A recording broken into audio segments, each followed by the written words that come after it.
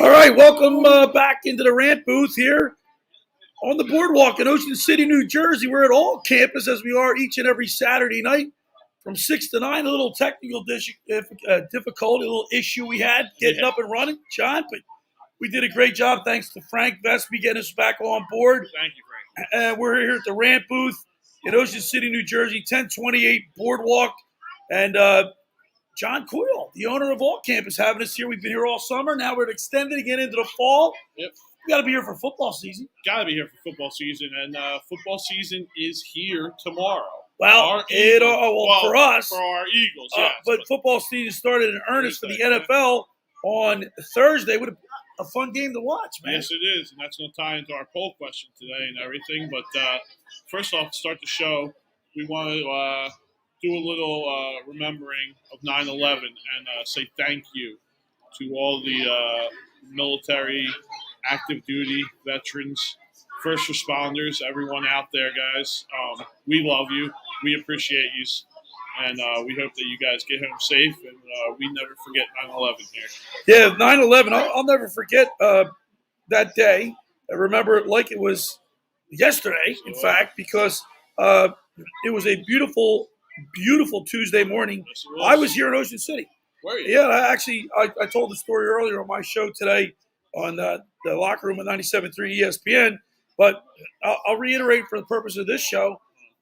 Tuesday morning, that weekend was a great weekend. The Eagles played the Cowboys that weekend. Yeah. And I have season tickets. I went to the game, and I was seeing a flight attendant. I worked at U.S. Airways at the time. Yep. And I took her to the game, and then we came back down to Ocean City where I lived at 3101 Central Avenue, right on the beach there. Tuesday morning, the waves were huge. Yeah. Almost like it was this morning. The waves were incredible. The water was beautiful. It was a gorgeous day. And I went surfing. I had to be at work at 1 o'clock on that Tuesday. And I went surfing like 8 o'clock in the morning. 7:30. When I got back to the house, he had all the old answer machines. Right. And it was blinking 10 messages. Wow. Everyone's hitting you up. Hit the message board, John. And I had 10 phone calls of friends of mine panicking Billy because they know I work at the airlines. Right. And at this point, they knew the first plane was a bigger plane. The initial reports, it was, a smaller plane. Yeah, we thought it was just a mistake. Yeah, like a Cessna or something. Yep. But it turned out not to be. And so once I turned on the TV, we were glued to the set like everybody else in shock and dismay over the chain of events that day. And this country was under attack. Yeah, I remember it like it was yesterday also. My ex-wife at the time was pregnant with our first son. Wow. I was getting up, driving to work. Where were you living? So I was living in Glendora, New Jersey, in Camden County. And we were actually working all the way down in Delaware. Me and my father doing electrical work, hanging lights. And driving down there when we got the news, and we actually were working in a power plant down there. Right, so when we got there, they were already aware of the situation and completely were shut down, and we had to turn back around and go home. And my ex-wife at the time, like I said, was pregnant, and she was going to Widener University. She was your wife at the time. Now she's your ex-wife. Correct. Right? Yes. And she was at Widener University. Wow. Over in Philadelphia, in Chester. And I could not get over there because the bridges were closed. Everything was closed. So it was a scary time. So we're in Ocean City. Like I said, I had to be at work in Philadelphia. I used to commute back then. Uh-huh. And we tried to get in touch. The phone lines were all down. Yeah. We tried to get in touch with people at the airport to find out what was going on. There was reports that all the planes were going to be grounded. Yeah. And if that's the case, there's no reason for me to go. But without any information, we figured out let's just get up there. Plus, my mom and dad were up there at the time. Right. Or my father had just passed. So we went up, and I'll never forget. We got on the Atlantic City Expressway. Wasn't a car on the road. Yeah. It was desolate, man. It was eerie. It was going home for us. Yeah. And then, I got over to the airport. Now, we got across the Walt Whitman. We got to the airport, and I'm telling you, you know how loud it is over there with planes, the engines, the bags shoot. It is a loud place, and you could hear a pin drop. Wow. I mean, it was eerily silent. And it was, I'll never forget that sound. Yeah. Walked in, it's the first time, in all the years that I had worked there, because I got hired in 1985. And also another story to this. When I was growing up down here in Ocean City, a good friend of mine, Scott McAwee, whose father, Bob McAwee, longtime NFL referee, head referee. Yeah. And they lived on 16th Street, and they had his grandparents, they had like a compound. And there was a basketball court in the back area on the driveway area. Right. And it was a big basketball court. And we used to play age against youth. It was me, my brother, and Scott McAwee, who's a close friend of ours, against his younger brothers and his friend Bobby Call. Okay. Bobby Call was in the South Tower, and he perished on 9/11. There's a bench on 16th Street that's it's for him. It says Bobby Call, and of course it has his date, the birth date, his date of that he passed, September 9th or September 11th, 2001. So every time I pass the 16th Street bench, I kind of give it a kick, because Bobby Call was, we used to call it age against youth. That's basketball. But, but yeah, so a lot of bad memories, but we should never forget, because it's the day we forget, the day it'll happen again. Correct. All right. Let's get into the sports, because sports played a major part in revitalizing and rebuilding, because we got back. And that, by the way, those 4 days without sports was a killer. Oh, they were tough to get through, not because you're a sports fan, but what sports represent. Right? Especially here in America, it represents freedom. It represents the ability to make something of yourself, no matter where you come from, no matter what class you're in or anything. You can always make yourself if you work hard enough. And sports is definitely one of those areas. It galvanizes the community. Here's what sports does. Like you said, doesn't matter what race, color, creed, gender, financial, economic background. Right. It brings people together. Yep. A common bond that unifies everybody. In Philadelphia, everybody, you're pulling for the Eagles. So when the Eagles are winning, you're high-fiving complete strangers, people you don't even know. Yep. You're hugging people in jubilation. You're also crying when you're defeated. Yeah. And going through the emotions of a win and a loss. Yeah. And I'll never forget that. Now, earlier, a few weeks ago, on my show on ESPN, I had a cheerleader. We interviewed a cheerleader, Julie Judge. And Julie was a cheerleader in 2001. And she remembered she talked to us about her first game back, after the attacks, and she said there wasn't a dry eye in the house. And I to be honest with you, I don't remember if I was at that game. I'm sure I was, and matter of fact, I know I was. I don't remember that game, but I know the reaction was overwhelming. Overwhelming, yeah, I had to have been. And we get a little bit a taste of that. And I like what MLB is doing by putting New York versus New York on this day. Yes. And it's going to be on ESPN, and that's definitely going to be a tribute to the 20-year anniversary, I guess we could call it, of the remembrance of 9/11. Now, what we do throughout the summer here, every Saturday night, in the Rant Booth, on A2D Radio, we're on all the major platforms: Facebook, YouTube, Twitter, Twitch TV. What we've done all summer long is we're up here in the Rant Booth, where people can come in and talk about whatever they want to talk about in the world of sports. Yes. Of course, now it's September 9th.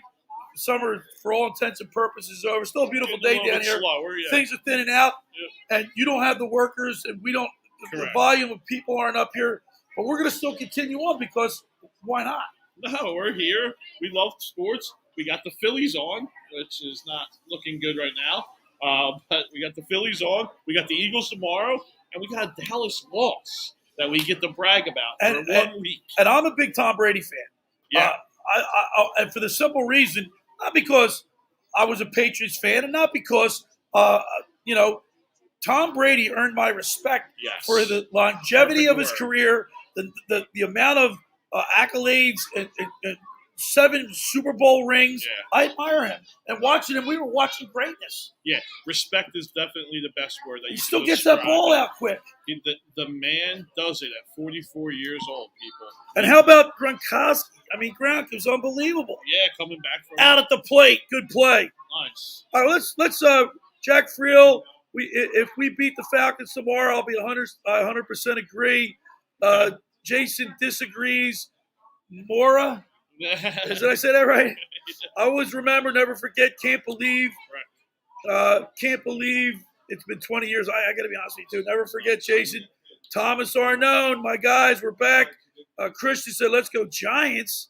I don't know about that. Brian Wilson, what's up, fellas? And, of course, Frank Vespi chimes in. He got us up and running again after a little technical difficulty. Yeah. About the Phillies, before we talk about other things like the actual meat and potatoes, I just want to let everybody know I just cannot believe that a team that's 19-50 on the road comes in here and takes the first two games. Do you know we're 1-4 against Colorado this year already? We have 2 more games to play. 1-4. This is the problem with this team. Yes. Whether it's the Rockies, the Marlins, this team, this Phillies team, this organization over the last 5 years, maybe 8 years, 9 years, can't beat the teams behind them. And they call it playing down to that level, right? And we do that better than anyone. We play big-time games, and we win.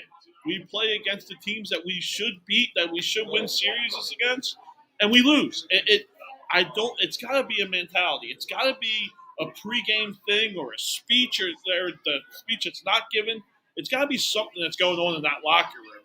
That year after year, we just cannot beat the lonely teams. It's absolutely amazing. This team has blown 30 saves this year, which leads the league in blown saves. And if think about this, if they just eliminated half of those saves, those blown saves, and if they didn't make half of the errors that they made, because they made an exorbitant amount of errors this year. Yeah.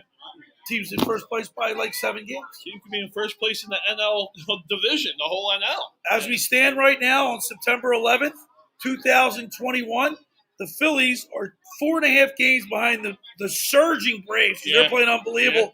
Yeah, the Phillies have lost the last 4 games, and it looks right now like now Zach Wheeler, he's 12-9 with a 2.91 ERA. Yeah. All right. He's pitched very well. Right. But with that being said, he's hit a wall. Not good enough. He's hit a wall. And that's what I think it is. I mean, I believe this is the most innings he's ever thrown in his career. And it looks like he's hit that wall. And I don't know if there's ever coming back from that, right? I don't know if you get a second win or a second chance to be good going down the stretch. But it looks like he is just not what he was in the beginning of the year. Now, we got some people commenting. Of course, Greg just said, hello, fellas. Greg, he disagrees with the poll. Cowboys have this division. We'll get into a little Eagles talk here in a little bit. Pete says, evening, Billy and John. I think we got the W tomorrow. Mike DeAndre, that's my mother's maiden name, DeAndre. Never had faith in the Cowboys to start, so hasn't changed my mind. Division is a coin flip. And then Mario says he wore his 2008 World Series championship shirt today because it's the last one he'll see in his lifetime. Oh, little dramatic. How old are you, Mario? Come on, bud. You got to hold out a little bit of faith there. Now, Zach Wheeler, I think he needs 4 more strikeouts to get 1,000. Yeah. Aaron Nola got his 1,000th strikeout this year. So did Kyle Gibson. Yes. Got his 1,000th strikeout. And Hector Neris. How about Hector Neris with his 500th strikeout? Yeah. But guess what, John? I put a fork in him. No. Put a fork in him tonight. Well, we got 21 games left? 21 games. 4.5 back. They have no. It's over? Yeah, they're just not a playoff team, dude. They're not a playoff team. They got playoff players. Right. I like on paper they look great. Can't put it together. Can't beat teams that that are below them in the standings. They're not clutch. They can't. We haven't had people put like 3 guys that are hot together in the lineup. Well, we had them in that one stretch where we won 10 in a row. Well, that one stretch is not enough. No, you're right. And so that's hard to do when you don't have. I mean, realistically, this lineup we don't have Hall of Famers besides Bryce. There's no real. I mean, JT is okay, but JT behind the plate's a lot better than JT. JT, he's just not hot. He's way off. He hasn't been playing well. Andrew McCutcheon. What's he batting? What's he batting like? Off. He's batting like 260 now. Yeah, I mean he's just really down, and I don't know what to make of it. I don't know if it's again the end of the season. These guys wear out. I'll put a fork in him. I'll put a fork in him, John. Okay. I mean, how excited was I to talk about baseball on the 4th of September, on the 14th of September, on the 20th of September. Yeah, you were fired up. Or, not the 20th of September, but, the 20th Just 2 weeks ago. The 14th of August, I was extremely excited. Yeah. The 20th of August, I was excited. I kept the excitement going up. But guess what? Now, we're turning the page. Right. And it's football. Thank God they at least made it to the Eagles. So at least we had baseball to talk about all summer long, which made it fun. Right. But now that the Eagles start tomorrow in earnest, Phillies put a fork in them. Well, this is probably a stupid question, but I believe Phillies have a afternoon game tomorrow. Correct. Eagles, 1 o'clock. Correct. Who you got? You flipping back and forth, or you staying Eagles? Eagles, no way. You staying Eagles? Unless the Eagles are getting blown out. Yeah. I mean, that is a stupid question. What do you? I mean, you're not watching the Phillies if the Eagles are on. Right. Yeah. For 2 reasons. Number one, the Eagles only play once a week. Right. The Phillies play every night. True. So you can miss one game and not miss a lot. I will tell you, I'm a baseball guy. I will be flipping back and forth. I might once. I mean, depending on the score, I might definitely commercials. But I'm all Eagles tomorrow. Like that. I'm all Eagles. All Eagles. All Eagles. Yeah. I'm not giving up hope yet.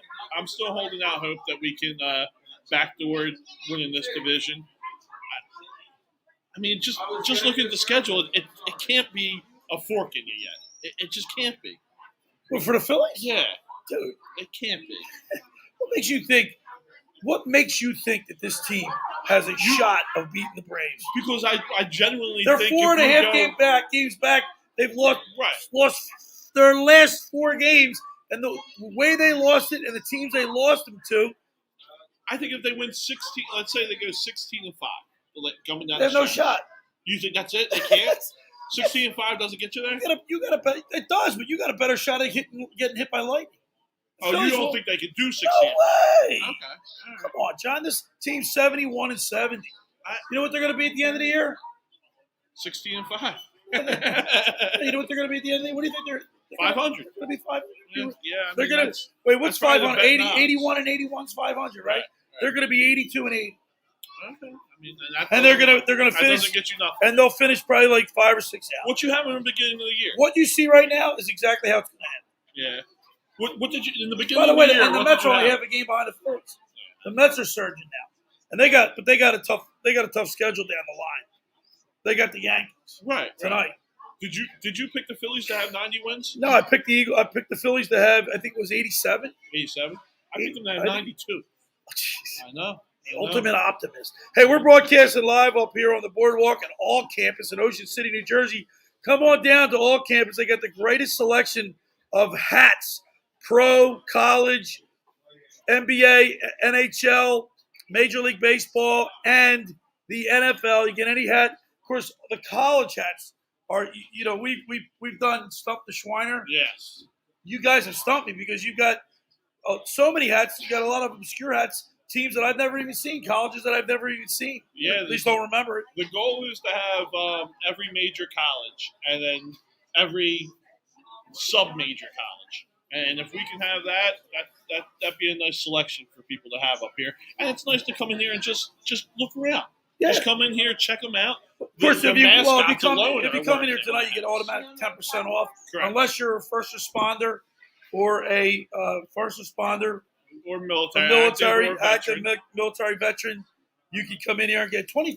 Yeah, we have 25 going off today, guys, for all first responders, active and veteran military. By the way, David says my 49ers are going to the Super Bowl. Really?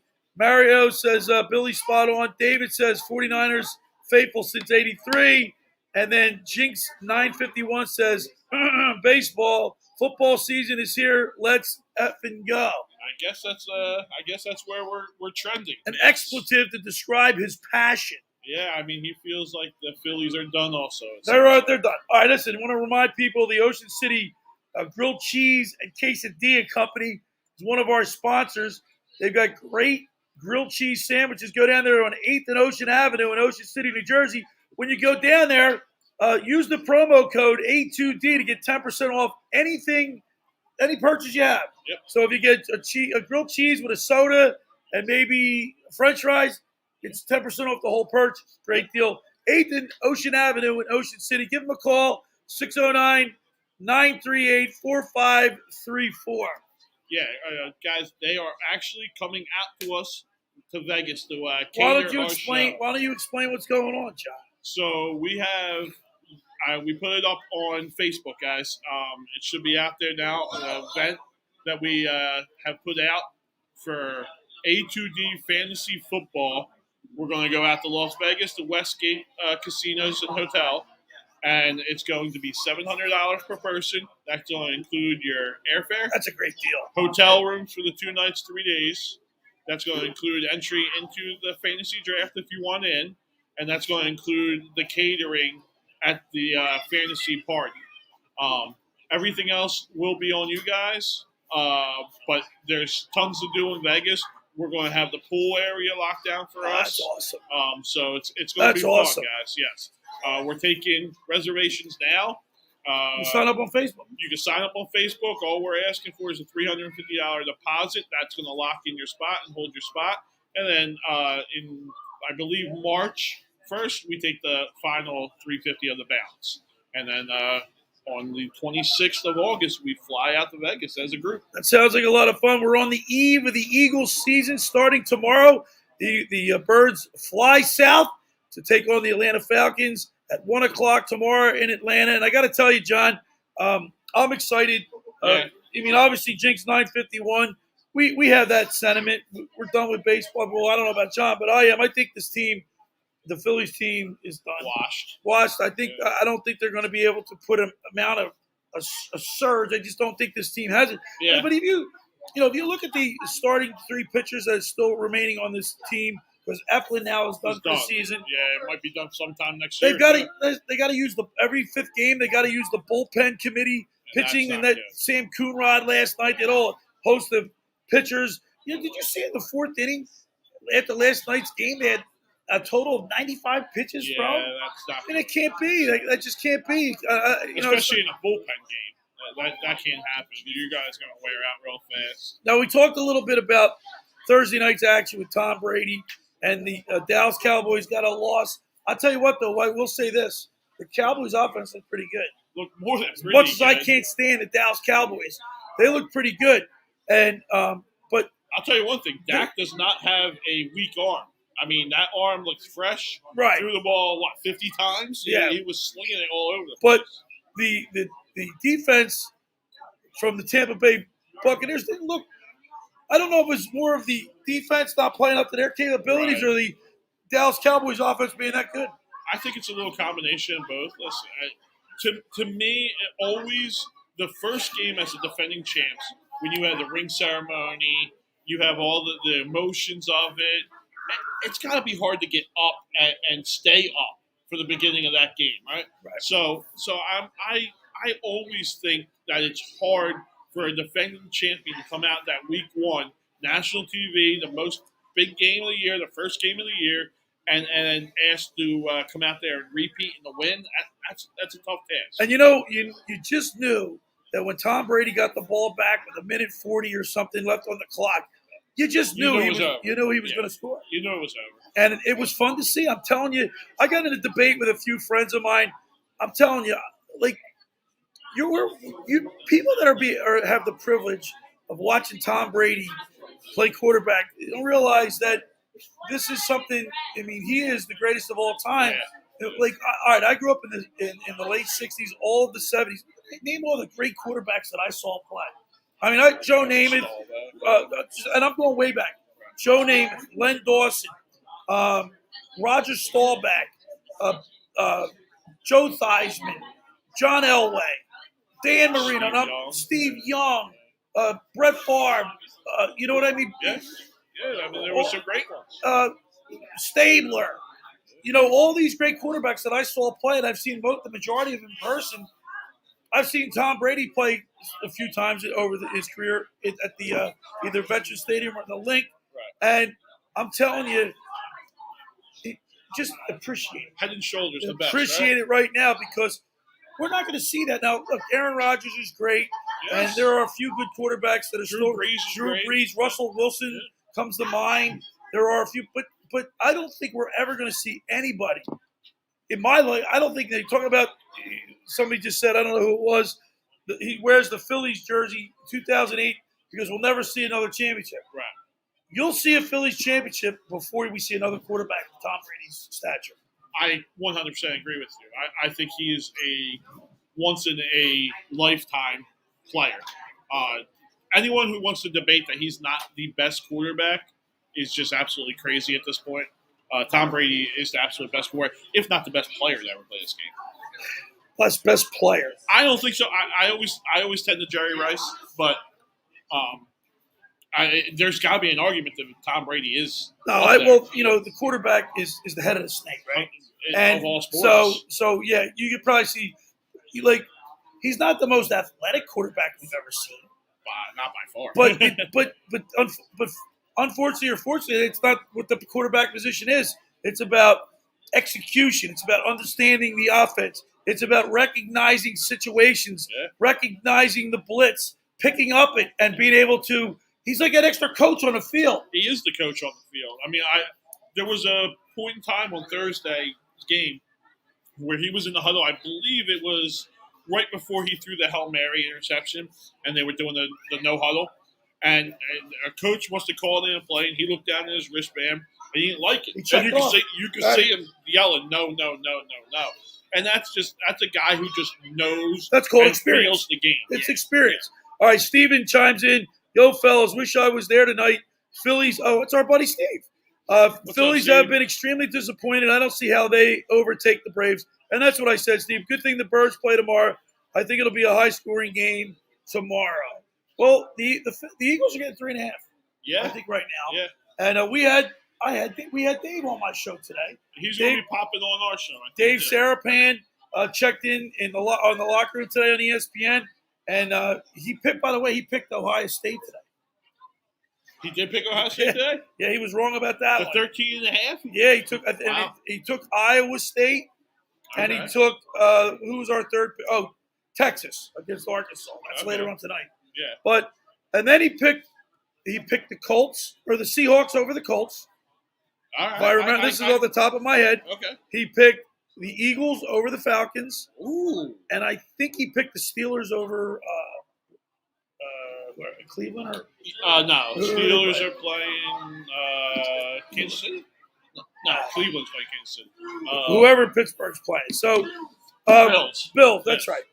So, but I think he went with his heart, not his head on that. Yeah, I don't think he's right. I'm betting against them completely on all three. I don't see how the Eagles win this game. You don't see how the Eagles win this game? No, wow. I don't. And what's that based on?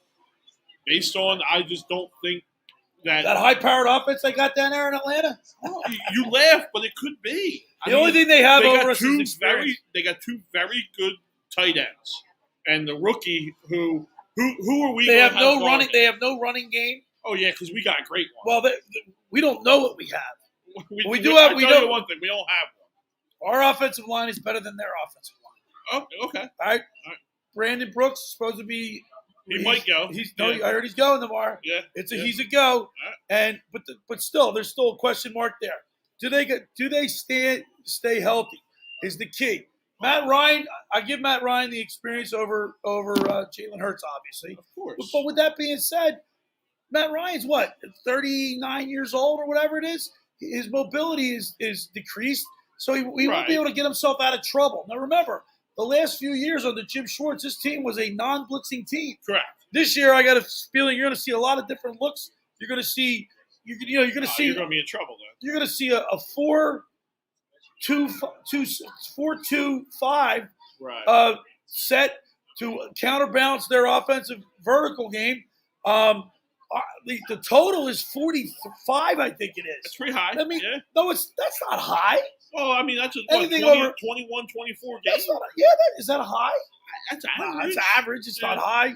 So Vegas thinks that it's going to be not a low scoring game, but not a high scoring game by any stretch of the imagination. So if the Eagles can keep the score low, and if they can run the ball like in years past, they can win this game. So when I play this game tomorrow, I'm taking the Eagles plus the points. I'm not touching it at all. I'm not touching tomorrow's game at all. And if I did, I would take Falcons. So Mike DeAndre checks in. He goes, Atlanta defense stinks. Eagles have two good tight ends. Not only do they have two good tight ends, probably the two best in the league behind Tampa Bay. I agree. All right. Yeah. Mike also says Eagles have a better offense and defensive lines, and that's another true statement because we know that these games are all won up front in the trenches. I agree. It's where you win these games. I agree. All right. Who controls the line of scrimmage controls the game. So Mike is right, and he picks the Eagles winning 27-21, and I'm telling you, I like that score. I don't know. I hope so. I hope I'm wrong. And I'm surprised that you're picking the Falcons tomorrow. Are you trying to be like me and use reverse psychology? No, I don't trust in Jalen Hurts whatsoever. Jalen Hurts in the 4 games sample size that he played last year completed 52.8% of his passes. And that's ugly. He threw for 10 touchdowns and 6 interceptions. That's ugly. And he ran for 352 yards. So you said that's ugly, huh? For a rookie that was thrown behind an offensive line that couldn't block itself out of a wet paper bag. So you think his completion percentage goes up? I think his completion percent goes up to like 58, 60 the first game. Okay. I think Sirianni, if he's worth the salt as a head coach, is going to put his quarterback in a good position to make high percentage completions. Okay. All right, and matriculate the ball down the field. And if he gets a lead, I think Sirianni's smarter than Doug Peterson. And I don't mean smarter. How about less stubborn? Running the clock out. And he'll learn. Because you know what? Every time I have a former football player on the show, they all say the same thing. The game is a lot of the people in the media and the game has changed type stuff. But at the end of the day, same thing works. No, 100%. Run the ball. I agree. Don't turn the ball over. Win the game in the trenches. That's how you win the game. Yeah, and even Tom Brady, the great one, always had a good running game. If not a good running game, a good screen game. A good, the running back James White. Count on big for him. Count on misdirection. Yeah.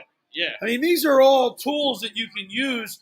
We don't know what we're going to get out of Miles Sanders. Let's face it. He didn't play one snap in the preseason. Here's a guy that can't catch the ball out of the backfield, has a propensity. Well, he was projected to be a good receiver out of the backfield. He wasn't last year. No, he was not. All right, so he has a propensity to drop balls. He has a propensity to fumble. Right. All right, especially that Cleveland game last year. They marched the ball all the way down the field, and he fumbles on the 6-yard line. And he's even come out and said that's the number one thing he's working on this past offseason.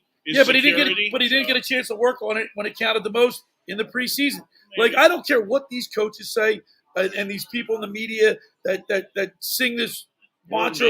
It's not the preseason's a waste. That's not.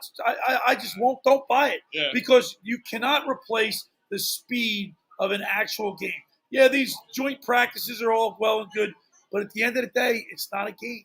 It's not a game. I hear you. It's practice, not a game. I get practice. I'm more concerned on the injury front, right? I don't want someone to get hurt in a meaningless game because they are meaningless. When it's all said and done, they don't mean a squat. Mike said he played he didn't play. He didn't play one snap in the preseason. I thought he played game 1. No, Miles Sanders. Yeah. Not at all. No? Okay. He didn't play diddly squat. And with that being said, our offensive unit only played two snaps throughout the whole preseason. It's just not enough. And that's just, it is what it is. And we're going to go into the season with a little bit of unknowns. A big unknown. A big unknown and see how it goes. What got me is Mike's going back. I'm telling you, Miles Sanders did not play. He didn't play. I don't know. I would have to look. I don't even think he was dressed for any of the games. But the number one thing that I took from preseason, if you're taking things from preseason, is we didn't go under center at all. At all. I don't see how you have a running game without going under center. I just don't see having a shotgun running game. I don't know what team does. I had Rich Gannon on the show a couple weeks back. Right. Rich Gannon, an MVP quarterback in 2002 in the NFL. Yep. He said that he thinks Jalen Hurts is going to be fine. He played in big programs. He played at Alabama. And he played it. I know it's college football. He played at Oklahoma. These are big-time college programs. Okay. He was a winner there. Right. It takes a little while to experience is so important in the NFL. All right? It's going to take him a little while. Okay. He's got to limit his mistakes right now. And this 17 games, like the first 3 games, unfortunately for the Eagles, they got a tough schedule. And their first 5 games are tough. Yeah. With the exception of Atlanta. But you're saying that they lose. So get it right. If the 0-7. Eagles lose game 1, they go 0-5. I think they go 0-7. I have no hope for this team. I really don't. For someone that likes Philly sports, no hope for this team. Yeah. The glass is half empty for you, huh? I think by week 4 we're hearing Gardner Minshew chants in the stands. No, I think I disagree with that. I think the Eagles go 1-4 in their first 5 games, and you're happy with that? No, but this is a rebuild. This is a rebuild. So you call this a rebuild? Yeah. I mean, you keep pushing money to the back end, well, look, how he's doing. How you rebuild? Well, listen, we've got a first-year wide receiver and a second-year wide receiver, both first-round picks. Okay. You got a third-year tight end, and then of course Zach Ertz. Those two, the tandem's outstanding. The only team, by the way, outstanding. That's a little. The little 2 tight big. ends. The 2 tight ends. Yeah, I thought you meant the 3, the wide receivers and the tight end. And the running backs are fairly young, and they're all. I like our running backs. They're unproven because we haven't seen much of them. Okay. But the only question mark we have is the offensive line. If they stay healthy, and they can get back to the form that they had 2 years ago. You think the secondary I'm just talking about offense, right? Okay. Right. Let's get to the defense. Right. If they can stay healthy and win the battles up front, stay healthy is the key thing we're saying here. I agree. If you give a guy like Jalen Hurts and those speed demon of receivers time to get open, you're gonna see them make plays. Now, will that happen? I'm hoping so. You don't think it will? I think it's going to be a lot better than you think. I don't think, and it looked like Devontae Smith can run routes, but I know Jalen Reagor cannot run around. I know that Hightower or Quez Watkins, J-Jaw. Like, I know none of them can run routes. They can't. It just can't happen. They have speed. Had Brian Baldinger on last week as well. Last week, right. Brian Baldinger said when we were looking at breaking down the NFC East. Yeah. He thinks Washington's a team to beat. I tend to agree. I think Washington's a good team. He also heard he's been down to practice. He talked to Sirianni. He watched the practice. He said in the beginning of the preseason, right. There were a lot of balls on the ground. Yeah. He said as practice went through and as they got to the end, that all changed. Cleaned up a little. They cleaned it up. Okay. So you got to take Brian Baldinger with Baldy's breakdowns. Right. He is like, I trust Brian. Okay. I trust Rich Gannon when he calls the show and he tells me what he says about Jalen Hurts. I'm going to believe him because he played the game. I'm not going to listen to a reporter who never played football, who just because he's a scribe has the knowledge. I don't believe that. I don't buy that. I'm okay with that. I look at the facts. Like Nick Sirianni, the way he coaches, what did he do this year? We got rid of all our big backs. We have all little backs. What does that mean to me? We're not going to be running up the middle. We're not going to get under the center and run up the middle. We're going to he does have Jordan. He does have Jordan Howard. They still got him. They still have. They have one. I don't think they roster. I think they got it. Did they? No, he's back on the practice squad. Is he going to? He's on the practice squad. So what? Okay. They can elevate him off that anytime. Okay. Well, he's not playing week 1. He's not. So what back are you lining up to run between the gaps? Well, Miles Sanders out of the 3 of them, Boston Scott, Gainwell, and Miles Sanders out of the 3, he's the one that can run between the tackles the best. He did it last year. Okay. And he was horrible. Mike also says Curtis Samuel, the receiver for Washington, is out for the season. Yes. It was announced earlier today. Still, that's a big blow. That's a big blow because the one area that Washington I think is going to struggle is offensive. Defense is their strength. Offense is their weakness. You know what they have though? They have a guy in Fitzpatrick that I trust 100%. I don't like. Don't get me wrong. Trust him to do what? Not turn the ball over. Make the deposit in the bank account. Not I mean, turn the come ball on. The guy's over. never. How many years has he played? He's never been to a playoff game once. He doesn't turn the ball over. He doesn't win either. He's not a. Well, he's never had this defense. This is a quarterback's league, man. He's got to make plays, and he hasn't. He makes plays against the Eagles. Well, we're going to see this year with Washington. I think Washington is going to be the surprise team. Hey, we're broadcasting live here at All Campus on the Boardwalk in Ocean City, New Jersey. 1028 Boardwalk. We're up here every Saturday in the Rant Booth from 6 to 9. Of course, John Coyle here with this is a great idea to have us in his store every Saturday night through the summer and the fall football season to talk about sports in a sports hat store. It's great. Yeah, it's definitely one of the best locations that you can have a destination podcast, guys. You have so many people that just are walking by, stopping and watching it. We had a kid coming up and yelling at us earlier, trying to figure out what we're doing. It's just one of the best places. Want to remind people that Ocean City Grilled Cheese and Quesadilla Company at 8th and Ocean is one of our sponsors. Get down there to get the best grilled cheese you'll ever have. It's like your mom made when you were a kid on a rainy day. The grilled cheese, come on down there. If you use the promo code A2D, you get 10% off their whole purchase. Get down there, check it out. It's the Ocean City Grilled Cheese and Quesadilla. There's Armone, a Boardwalk merchant. He's always doing a great job on the Boardwalk. One of the great guys in Ocean City, and we have a lot of fun. You got great neighbors here, don't you, John? Oh, I love it here, guys. Three Brothers Pizza to me is the best pizza up on this Boardwalk. They're right next door to me. We got the rides right behind us. It's always fun turning around and watching the kids getting excited about going on the rides after they get a hat. It's a fun place to be. Right now, the Phillies are 0-0 in the fourth inning. Wheeler's pitching pretty well. He's only got 44 pitches through 4 in the middle of football. Yeah. Why we can't hit their pitcher? The pitcher for the Rockies.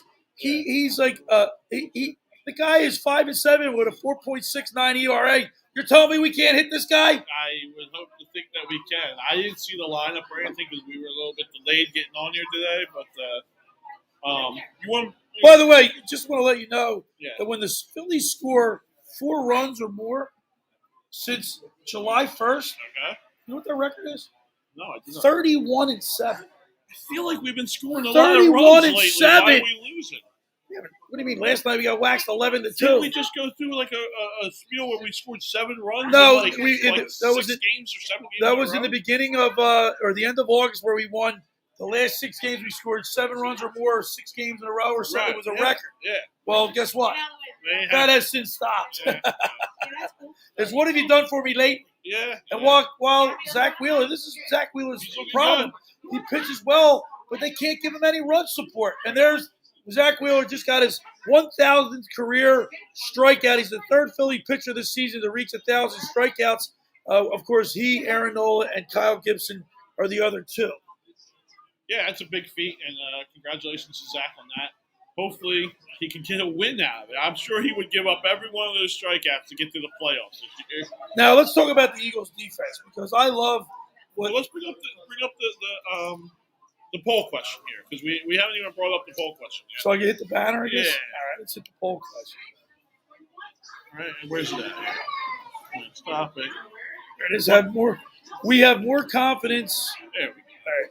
We have more confidence in the Eagles after Dallas lost. Do you agree or disagree? You're going to disagree. I'm 100% disagreeing with that. Not even 99%. 100. To me, Dallas looked amazing. We have more confidence in the Eagles after the Dallas loss. Even though Dallas lost, that offense has to scare us. Yeah, I'm going to disagree with that as well. Yeah, that offense. I'm going to agree with you, but I disagree with the poll. I think that loss by the Cowboys is no indication. Remember, look. The Washington football team was 7-9 last year and won the division. The Eagles were 4-11-1, and then of course the Giants and the Cowboys were what 6-10. 6-10, yeah. They're 6-10. Yeah. It's going to be a similar scenario, Okay. only with a few more wins for each team. I think whoever wins this division probably wins it at 10-7. You said that, right? Yeah. Right. I think who comes in second but has no shot for the playoffs is a team that's going to win around 8 games, 9 games, and miss it by 1. And then I think the Giants, I could be wrong. I don't think the Giants have enough offensively, and I think they're still really young on defense. Joe Judge is there. You don't think the Giants has enough offensively? I think they're stacked offensively. Do you really think they're stacked? Stacked. The only really good receiver they have is he's Kenny Galladay. They got Kenny Galladay, who's no, but who's the other guy? He's the number one. Sterling Shepard. Shepard. Yeah, Shepard. I mean, they got the rookie. I think he's out. I don't know if he's out for the year or he's out for a little Tony. He's out for a little bit. Daniel Jones is not. I mean, I don't. I like Daniel Jones.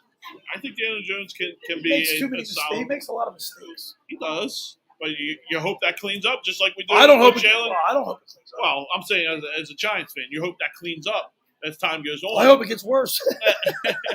Well, Jalen Hurts is the same way, right? I mean, the mistakes that he makes, we hope that cleans up also. All right, so defensively, the Philadelphia Eagles, I think, improved themselves. Correct. I 100% The only agree with that. problem I have with the Eagles defense is the fact that they're older. Fletcher Cox and Brandon Graham, while they've been great Eagles, and possibly Fletcher Cox could be in the Hall of Fame, or at least the Eagles Hall of Fame. Eagles Hall of Fame, yes. So could Brady Graham. I'm worried about them. Worried as in Health. performance or health? Okay, all right. And performance, because remember, they've had a big rotation this year. I think the rotation's still pretty good. I think we're still It's pretty not as deep. good as it has been in the past. You got to get these guys. Like, how many snaps do they average a game? 30, 40 snaps? 40 snaps, probably, yeah. They need to cut that at least by 10. Okay. They got to have a bigger rotation to keep these guys healthy. You lose one of those two guys, and I think you're in trouble. I definitely think you're in trouble. I think we got some DN help. I think we're okay at DN. Then, of course, in middle linebacker, Eric Wilson is a great improvement from what they had, but I'm still not a Singleton fan. And I think if there's one – dude's a tackling machine. He's a tackler, can't cover. And in this league – and look, I had Bill Berge on the show today on the locker with Billy Schwein on 97.3. You know, Berge, you heard the interview. Yeah. Berge said there's no Ray Nitschke. There's no Mike Singletary or Singleton. Yeah. There's no Dick Butkus. There's no Jack Ham anymore because those guys are dead. They wouldn't be playing. They are run stoppers. Guys that just like are thick and mean. Those guys nasty. don't exist anymore. They don't exist anymore. Yeah. They're coverage guys. You got what do we got? You got Davian Taylor. Yeah. Okay. Davian Taylor. We haven't heard much about him. He's hurt, I think now. But yeah, I didn't see that. He's not out. He's questionable. I think he's questionable. Yeah. Right. Yeah. But I mean, he'll suit up. But I mean, Singleton, Jannard, Avery. Avery. All right. Yeah. The Eagles he's are a pass rusher. Yeah, but the Eagles are going to probably play more of a 4-2-5 set with Maddox, the nickelback in there. Now, Steve Nelson is going to make Darius Slay a lot better. I think that's enough because they're going to keep him on one side instead of having playing, the number one receiver, take a little bit of the pressure off him. Right. I love Anthony Harris, safety. Yeah. And then McLeod is back off the injured reserve list. Well, he won't play. He's not playing. I think he's 3 or 4 games away. That'll be just in the time when the Eagles. Might need him. Yeah, because look, we didn't have any preseason, so the first 3 games are going to be in essence the preseason. Yeah. I just got to hope they win some. I don't like hearing that. I don't either, but that's the way it is. Well, it doesn't have to be. If you're going to go into the season thinking this is preseason, the NFL doesn't work that way. I'm not going in. I'm not saying that. What I'm saying is none of the starters played. Okay. At least our starters. Tom Brady played 2 whole halves. Kyle Murray played 2 whole halves in preseason. Patrick Mahomes, the game that I watched, he played a whole half. Yeah. And Jalen Hurts is beyond. I don't see him winning a Super Bowl. He doesn't have a Super Bowl ring yet. He didn't play. How about Sam, their own. the Chargers? They ain't play no one. Yeah, but to each their own. If I'm Nick Sirianni and I see that Mahomes is playing, if I see that Brady's playing, I say, you're playing. He was hired on a philosophy. He's going to stick to his philosophy, and you're going to find out if it works or not. We're going to find out, all right. If I'm a coach, I'm also staying with what I know best. And if that is stay healthy for the regular season because you value that more than getting a couple reps in the preseason, then so be it. I'm okay with that. We'll see how it works out. If the Eagles get off to a slow start offensively. I think they're going to get off to a slow start because they're not good. Not because they didn't play preseason. They're just not good. Totally disagree. I think they are. Jalen, you've got 2 number 1 draft picks in receiver. You got 2 tight ends. You got an offensive line that is proven to be, if they stay healthy, one of the best offensive lines. So what are you talking about? They're not good. Then you're talking about just Jalen Hurts. You think Jalen Reagor is good? Jalen Reagor is. He was a number 1 pick. Who cares? You don't think number 1 picks are a bust? They are. Okay, well, he's a bust. I'd rather have Justin Jefferson, but I was yelled at today on my show. Oh, it's nonsense. No, I look. My point is, you think that they're bad. I think if they get off to a slow start, it's not because they stink. Like they've got the potential. Because I'm saying they got the potential because they were high picks. Right. I agree with you there. They were high picks, but they were also reach picks. You got a Heisman Trophy winner. That's not a reach. Is Devontae Smith a reach? No, I think he could be an okay player. I think he could be an okay player. I just think he's small.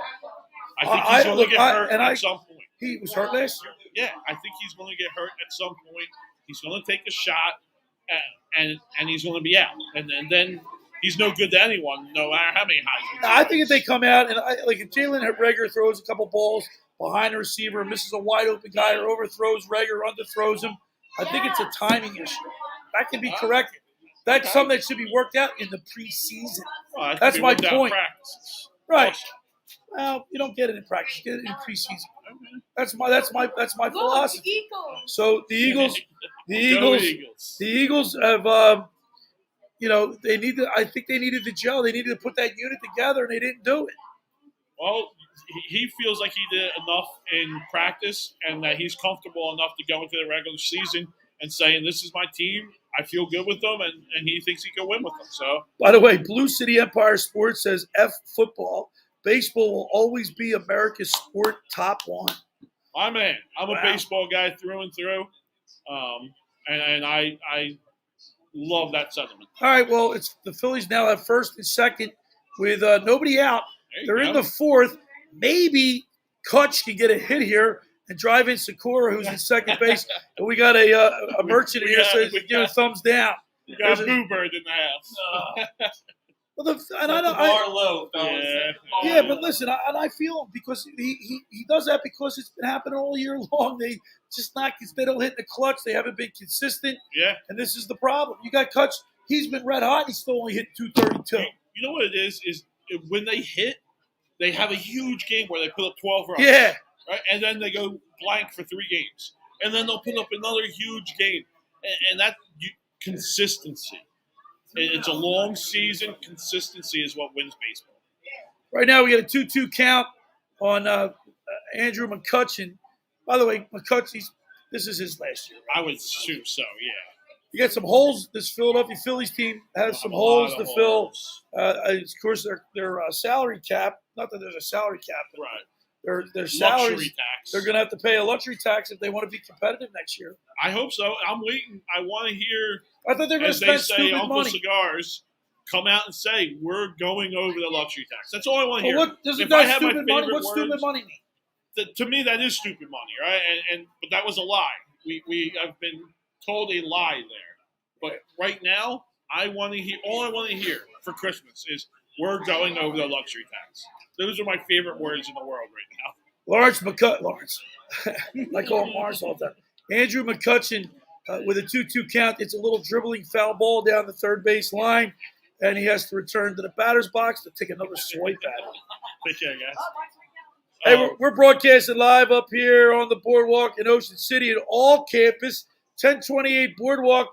He's got tons of hats in here. Pro, college, NFL, Major League Baseball, NBA. Hockey, got hockey hats. I got tons of hockey hats. Of course, your college hats are unbelievable. Yeah, we got a lot of colleges, guys. Over 400 colleges in the store. And, you can see that people are walking by in sweatshirts. Yeah. I have a sweatshirt on myself tonight. It's a little windy tonight. It's a little windy up here tonight. The waves have been huge because of the hurricane that would pass by to the east. Yesterday they actually shut down the ocean. You couldn't go in because surfers were out. The surfers were out. My nephews were out. They were catching some. Yeah, but the regular swimmers, they told you not to go in because of the dangerous riptides and stuff that was out here. One thing about living on the coast, you're always outside.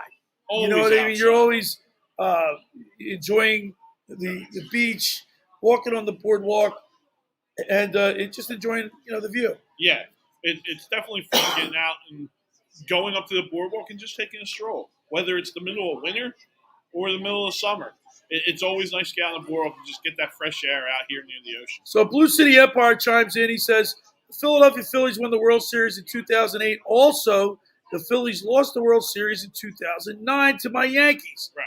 Man, I love baseball. Yeah, I love baseball too. And there was a stat that I heard, and I'm not 100% sure this is true. I never did any fact checking on it. But the Philadelphia franchise has been around for 108 years, I believe. Right. And we only have 14 division titles. Is that? Sounds about right. Is that true? Well, they've lost more games in baseball than any other team. Correct. I knew that. Yeah, we were the first one to 10,000 losses and all that stuff. I knew that. But that's 14. That's shocking to me. Well, they won it, 48, 49? I really don't remember. They won it in 1980? Yeah. They won a couple division titles in 77, but they won the World Series in 80. You're right. They won it in 83. Yeah. They won the division, and they lost the World Series to the Baltimore Orioles. Right. I was at one of those games. Right. They lost the World Series they won the National League. They lost to the Blue Jays in 93. Right. Yeah, I would say about right. That's crazy. To me, that's just a stat where I'm like, man, a big market team like us. Not to interrupt. Look at this spot. So you got Romuto with bases loaded with nobody out. Well, no count. He's got if he hits anything less than a single, less than a double. I mean, he didn't come through. I'm not going to say less than a double. Just give me a sack fly. One run. I'm okay with it. Give me a sack fly. He needs to get at least a double here. Just do your job. Or I'm going to be disappointed. A double. You got such high hopes. Yeah, he needs to get a big hit right here. He's been underachieving. I 100%. Signs a big contract. He's underachieving. He's been hurt. Well, you need a sack fly. By the way, he misses Rhys Hoskins more than anybody else. And this whole team misses Rhys Hoskins. I don't care what anyone says. Everyone wanted to trade him at the deadline. Rhys Hoskins is a heck of a bat in this lineup. So here's the stretch and the 1-1 pitch. Inside, ball 2. There's nowhere to put him. Friedland's got to throw a strike here to him. Yeah. With the Phillies game here, the Braves, where are they at? Are they off today? Do we know? I don't know. We're not allowed to use notes. Yeah. I didn't have it, but they're 4.5 out, right? 4.5 out. Mets are 5. Mets are 5. I'm not worried about the Mets. You're not? No, I can't. They're behind us, right? We got to look at the swing and a miss. That was a horrible pitch too, by the way.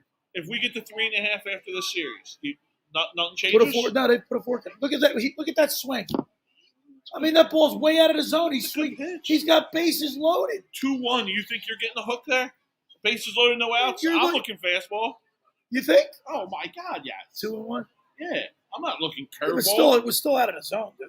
I hear you. So we got a 2-2 count. This will be the Phillies' season in a microcosm right here. Well, let's the microcosm of their season, especially if he strikes out. Yeah, now everyone needs to remember. And that's what I'm talking about. We're a little bit delayed. I know you guys probably already saw it out there. Unbelievable. Realmuto just went down on 3 hooks in a row. Give me a double play at least. Get one run in. Look at that. That ball's out of the strike zone. That's What's a he bad swinging at? That's bad. Look at that. Yeah. Outside and low and away, out of the strike zone, he swings at it. It never was even. What's he doing, man? Don't get me start cursing. That was horrible. Freaking Real Muto. And I like him, too. That's the sad part. Yeah. But he's pissing me off. Yeah, listen. Didi needs a big hit. Didi needs got one out. Now, this is a situation where Didi's got to pick him up. But it's lefty against lefty. Dude, I would be so disappointed if they only get a sack fly out of this. It's better than nothing. Well, of course. The ham sandwich is better than a ham and cheese sandwich. Or less. Less. But still, if you're hungry, eat it. Yeah, I hear you. I want the ham and cheese with pickles, mayo. Not just a ham sandwich. Tomato. One slab of ham. Yeah. That's what that would be like. Inside, ball two. I'd wear it. Why does he wear that? He's got to wear that. Yeah. Gotta wear it. Yeah. I'm in agreement there. 2 balls and no strikes to Didi. Nowhere to put him. 1 out. We're in the 4th. Phillies need to win this game tonight. It's a must. This is a must. This is a must win. This is a must win. I will say, if they lose this game, put the fork in them. I might bail. You're like this. You got the fork over. The fork's hovering over. Yes, it is. I say the fork's in. Ball 3. I would like to just take a little piece of the ham and put it in my mouth instead of putting it down and out. But now, if he gets a walk here, that's good. That's great. Because that means he's showing some discipline at the plate. Here's 3-0. You swinging here? No way. No way. Right? Look, give the tape. Yeah. There's no way. Make this guy throw a strike. Yeah. There we go. All right. Hey, our buddy Dave Serapan just texted me, said he's in the StreamYard.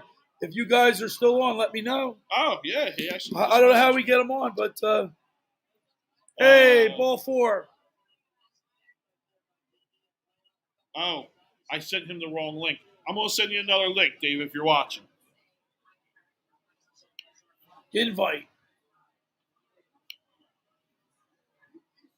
You remember his email? Hold on. It's right there. Oh, there it is. Just click on it. There you go. All right. Just exit that out. See, we're without a producer tonight. Yeah, we're on our own tonight, guys. Sorry. Bear with us. We don't have a studio technician to assist us tonight. Steve is no longer with you. He's back in college. Yeah, all my employees are gone. We're on our own tonight. That's why we were a little bit late getting up and running today. A little technical difficulties here. We're not very technically sound, this crew. And I believe Mr. Dave is on. There he is. How do we get him to I guess we click on that. So, Dave, we're without a I don't know if you can hear us. Add the stream. There you go. No, Dave. Can you hear us, Dave? Oh, I hear you loud and clear, Billy. Where's the audio? Let's see. Oh, no. Come on, testing. You there? How about this? Hold on, Dave. We can't hear you. There, it says it says I'm now unmuted. You should hear me now. No, hold up. We're on our own here, buddy. Give us a second. Boy. Can you hear us? Yes. All right, so we don't have a producer tonight. It says I'm unmuted. Let's see. How about now? You sound great. How about now? There he is. Hey. How you doing, Dave? I'm good, fellas. How about you? We're here. We're struggling tonight. We're struggling tonight.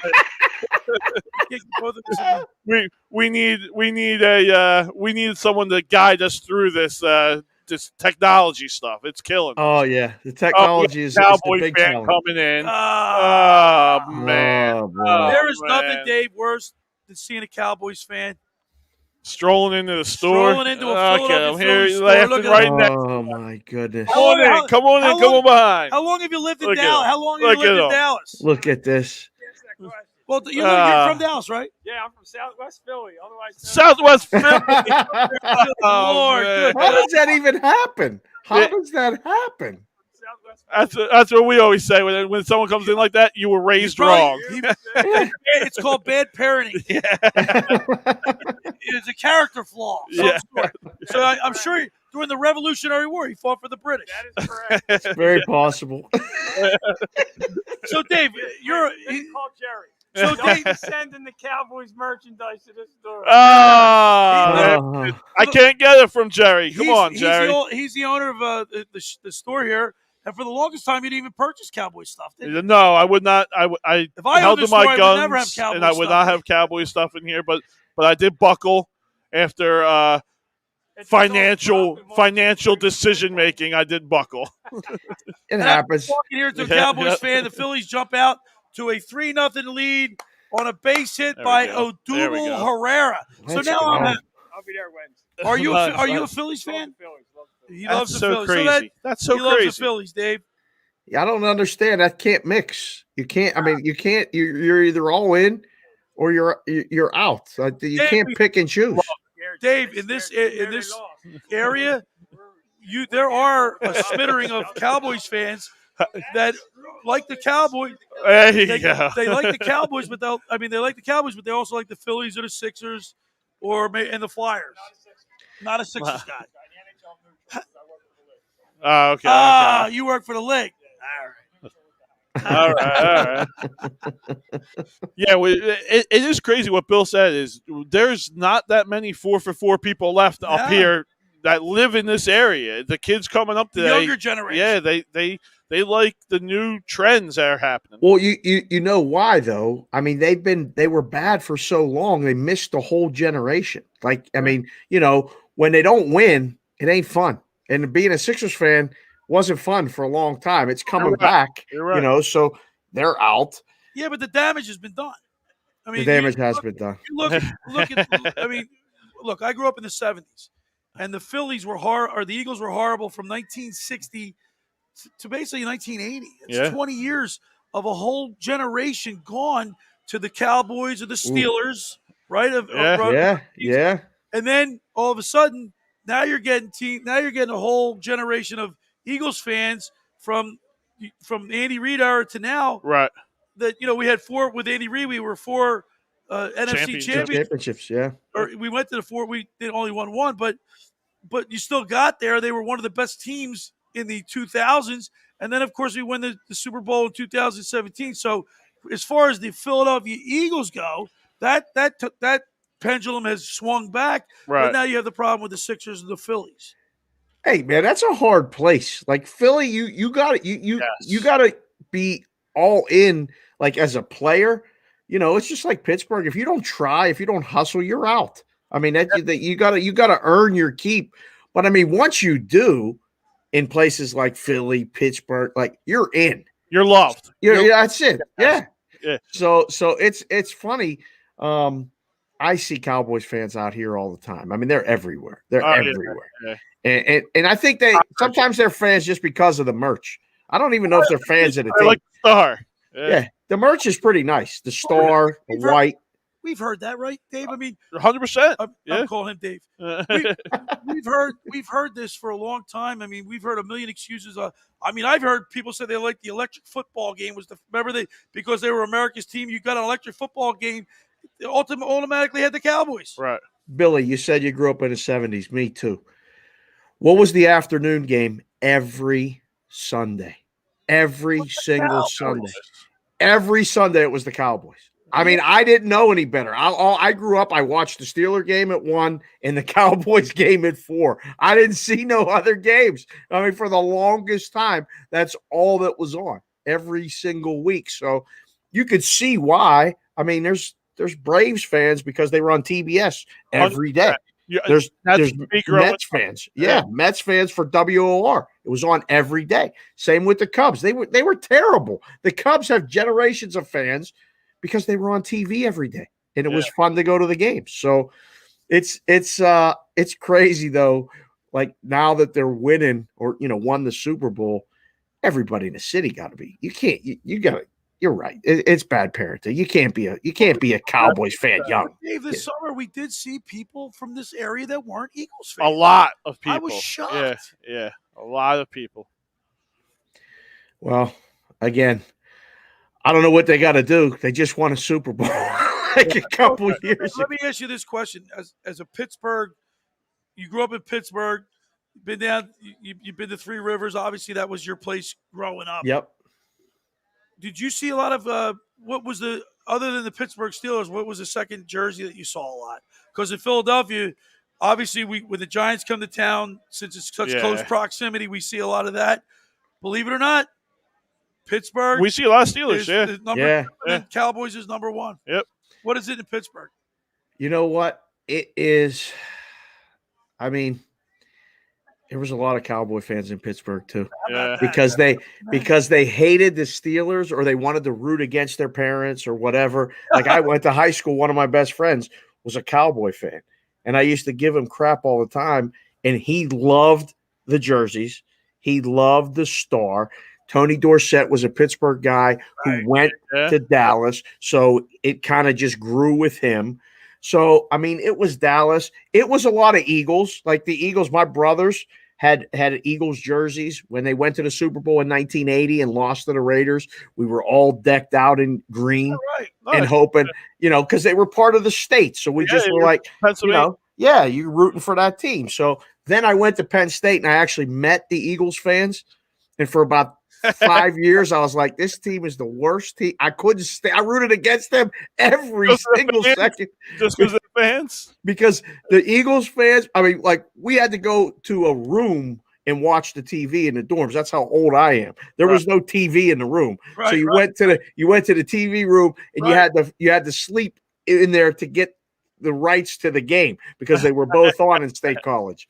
And then the Flyer fans, I didn't like the Flyers. Pepper fans. Oh, man, Pittsburgh, Philly, Flyers, Penguins. You want to talk about a rivalry.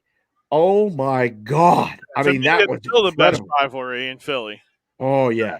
Yeah, that was incredible. But, yeah, it was a lot of Eagles fans. And then, you know what else it was? It was some Buffalo because of, north up in Erie, and Buffalo's not that far from Pittsburgh. So you saw a lot of Buffalo fans. I mean, they were really good. Kelly went there. He's a Pittsburgh guy, and they rolled in that era. So you saw a lot of Buffalo stuff, when the Steelers weren't going.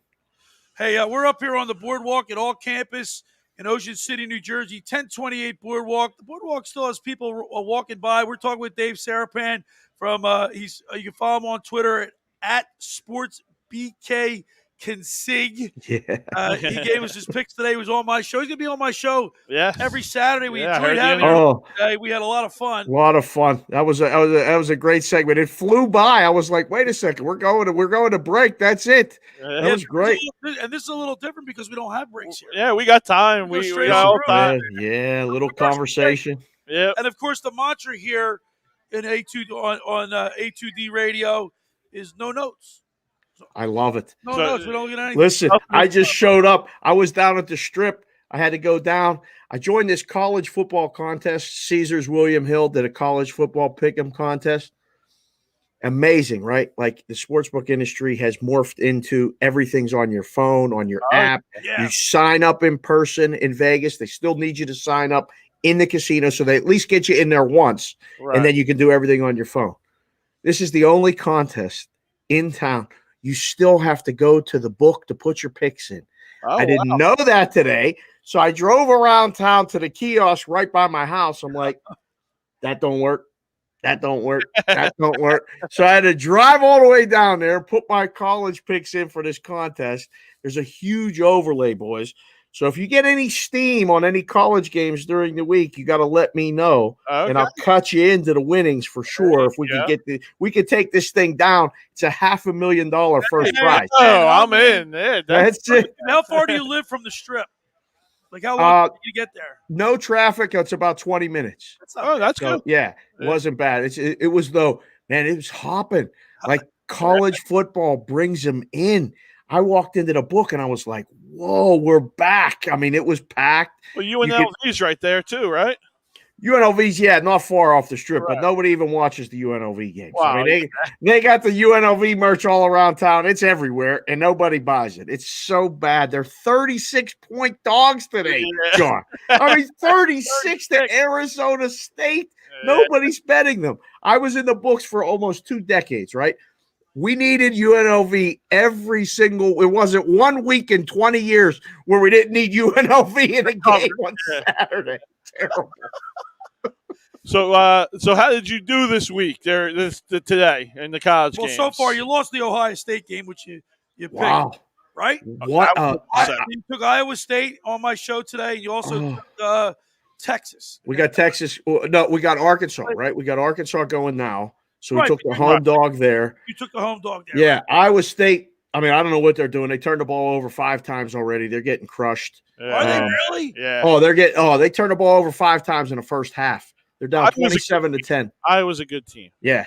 Yeah, they're playing. I mean, when you have those short fields, it looks like they're up 27-10. There's still a lot of time left, but Iowa cannot string together 3 first downs. They can't sustain a drive. They look like crap.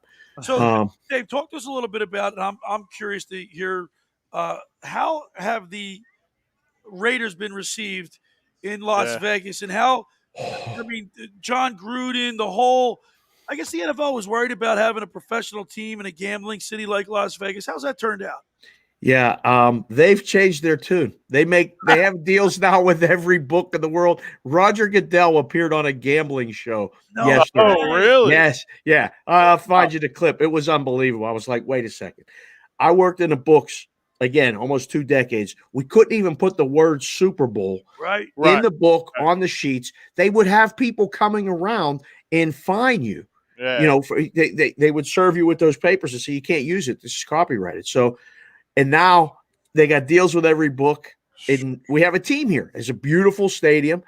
Haven't had people in it yet for game, but Monday night it's sold out. So this is going to be the first game in Vegas with fans. First game with fans. Wow, and that's going to be great. Yeah, the Monday night, and the stadium is literally you walk across to the strip. I mean, you walk over the bridge, you're right there. So it's right next to everything. As far as how they're being received, I think last year, they were here and they stunk. And this is a place that got a team in the Vegas Golden Knights and went to the Stanley Cup Finals the first year and the Western Conference Finals the second year. Yeah. So they're already spoiled. They don't understand the pain that you got to go through as a fan to get good. They got good right away. So the expectations for the Raiders are up here. The team is down here. Right. And, there's merch stores everywhere. There's Raider stuff everywhere. And what, is different out west is that, I've been here 19 years. My kids were born and raised here. They're natives. They're never going to be Raider fans. They're just not. Right. They're not. Because Dave, you're going to get a certain amount of Raider fans just flying out for the weekend. They're going to get all that revenue. Knock on wood if you're with me. Yeah. Oh, they're flying places from LA, from Oakland, from Sacramento. Like the airlines are offering specials. Come in for the weekend, come in Saturday, you stay overnight, blow it out Sunday, fly home Sunday night after the game. It's going to be a lot of transient people, and it's going to be a lot of fans. I got guys that, I do shows with. One of them is in Philly. He's an Eagles fan. He's already got his tickets booked to come out for the Eagles in Vegas. Yeah, but it's going to be packed. Dave, what's it? It's not even a 45-minute flight from Vegas to Oakland? Oh, probably. Oh, it's an hour tops. Yeah, it's an hour. Wheels up, wheels down. It's like from here to Pittsburgh. Yeah. Same. Exactly. It's exactly what it is. It's the same flight. So yeah, they're flying in, and then people are driving in. They come from California anyway. So I can't wait to see. But like Vegas right now is a real hustle. It's $500 to park at the stadium. What? If you want to park, what? $500 to park if you want to park close. If you want to park where you got to walk, it's either $200 or $100. Park your car for one game. Wow. There's only 20,000 parking spots. They didn't even build it with parking. They put them in a casino and they're shuttling them over. They're shuttling people? Okay. Yeah.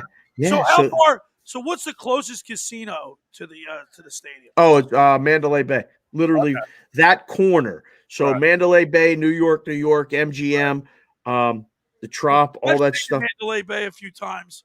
Yeah, just you hop right over. They got that. I think they're closing that. Walk. It's a street. To get over the strip, but I think they're closing it to allow people to walk over. Now, are they bringing that train system through to the stadium? Is that something they're doing? Oh man, John, I don't know what that train system is so jacked up. I Yeah. don't know what they're doing with that. That's been going on since I moved here. That was going to be, the renovation, the Right. people mover thing. It's still being worked on. That's one of the biggest things. It's just, like in town, you're like, yeah, it ain't working. We're talking with Dave Sarapan. You can follow him on Twitter at SportsBKConsig. He's the sportsbook consigliere. You watch him or listen to him on my show every Saturday. At about 10:30, we'll do our spot. My show, The Locker Room with Billy Schweim, airs every Saturday and Sunday from 10 a.m. to 12 noon. Dave will be a part of the broadcast throughout football. We noticed that you're wearing your Tampa Bay Buccaneers hat today. Yeah, I picked this up back there, by the way. Yeah. I picked this up while I was back east because it was so cool. I love the creamsicle hat. Yeah. It is amazing. And I wore it the other night on Thursday night and did some videos with it and all this stuff. And I said, we're going to talk football. I got to get some college hats. We'll be in touch about that. Yeah. I happen to know a guy who may know a guy. I picked some college hats. Yeah. So I was like, all right, what am I going to wear? I was going to wear the Steeler hat. Then I was like, you know what? I'm going to wait on that because I was going to come on. I said, no, I need an Eagles hat. I don't have an Eagles hat. So I'm going to have to figure out what I got to get here, lining up some hats for pro football. Because really all I got is Steeler stuff. I got Steeler hats. I think I still have one from like the Super Bowl in 1979. Yeah. I mean, you can't throw those away. Those were like, that's the thing, like with the hats or with the merch. It means something. Yeah. Like and that's what people I think don't understand that haven't lived it. I can't throw it away. My wife's like, seriously, you can't fit into it. Just throw it away. And I'm like, you know what though? If I get back on the program, I could wear this again. And she's like, no, you can't. No, you can't. That's it. One thing I remember, my recollection of the Steelers is, that defense, Jack Lamb, Jack Ham, Joe Green, L.C. Greenwood, Larry Holmes, Mel Blount, those guys. I mean, I remember the battles between them, the Raiders, them and the Cowboys. And while there was lean years in Philadelphia, the Steelers were always, to me, the epitome of the Mecca, Mecca of defense. Of course, the Cowboys were the offense, and they still had their great defenses too. But that meanness in football is I don't think we'll ever recapture that. It was the best. Like, and when you go back in eras, the Steel Curtain. Yes. I mean, that's what we grew up in. So, like, I remember every guy on that team. I told you before, Jack Ham was my next door neighbor. Yeah. So as a little kid, I just idolized those guys and hung out. What's that? Jack Ham was the best looking one out of them. Oh, he was. Yeah, he was. I mean, they all out of the ugly tree and hit every branch on the way down. We had some. There's no doubt between. Ernie Holmes was a mean dude, and he was, he shaved his head back when nobody did that. He put an arrow on his head and all that stuff. Yeah, an arrow, like a mohawk, an arrow. Yeah. So, I mean, but like, think back to the year that the Bears won. I mean, that 46 defense was as good as any defense ever. They just weren't able to keep it together and then couldn't match the offense to score enough points to win multiple Super Bowls. And then, I got to give him credit, even though I don't like him. I mean, the Ravens defenses with Ray Lewis. Yeah, that was. There were some dominant defenses then. But, yeah, man, when you compare eras, there's nothing that compares to that Steeler era. And, like, between the Raiders, I couldn't stand that team. They were nasty, too. And then the Dolphins. Ed Hendricks. Yeah. Oh, yeah. But the Dolphin teams of those 70s were really good football teams. And as long as the Steelers had home field, they would beat those teams. And like even the Colts were really good in Baltimore back then with Burt Jones was the quarterback and Lydell Mitchell. All these guys they had tools, but they just didn't have whatever that thing that the Steelers had. Plus they didn't have like 8 Hall of Famers on the defense. They were so nasty. That definitely helps. If you look at the Kansas City Chiefs, I mean, Bobby Bell, Willie Lanier. Before that defense with Curly Colt, that defense was stacked. Yeah. John and I were talking about the game has obviously changed. And we had Bill Berge on my program today, and he was talking about guys like Ray Nitschke and Dick Butkus and those mean, nasty players that wouldn't even help. Don't Like exist. wouldn't help you out. They wouldn't help you They out. don't exist anymore. Do you guys, when I watch the game now, and I mean, like just making numbers and watching it evolve, it is a different game now. I mean, football is a different game. You can't. I mean, I grew up watching those highlights of vicious hits and big booming blows and stuff. And now that would be a targeting. You're out of the game. Right. You can't do that anymore. Fines hundreds of thousands. Yeah. Oh man, the fines would be ridiculous. So I'm thinking just watching it evolve. I mean, you saw it on Thursday night. Dak Prescott threw 58 attempts. Is that 58 attempts? Yeah, he threw 58 attempts. After having a dead arm. Right. I mean, he was hurt. He just came back. He didn't play any preseason. His leg was sideways. Everybody remembered that. And he came back, and they decided on the second series. After the second series, they're like, we can't run. We're not going to run. Zeke had 12 yards rushing. 12 yards. For one of the best backs of our generation. Yeah, so it is a different game, Billy. I don't know how. I mean, Tampa obviously has everybody returning from their team last year on defense, right? Yeah, they have both sides of the ball. All 22 guys. But they held Zach to 12 yards. That bodes well for the Eagles because the Eagles have a better defense this year. I mean, everybody's worried about the Washington Redskins, but the Eagles, you look at their front four, Dave, these games are won up the trenches, right? There's no doubt. And I think, I mean, I've been so encouraged by what I've read and, like talking to you, talking to some other guys in Philly, they're being underrated. I think so. For since training camp. Like their season wins is 6.5. It's an automatic that they're going to have a losing record just by, numbers and bets and people discounting them that it's either going to be Dallas or Washington.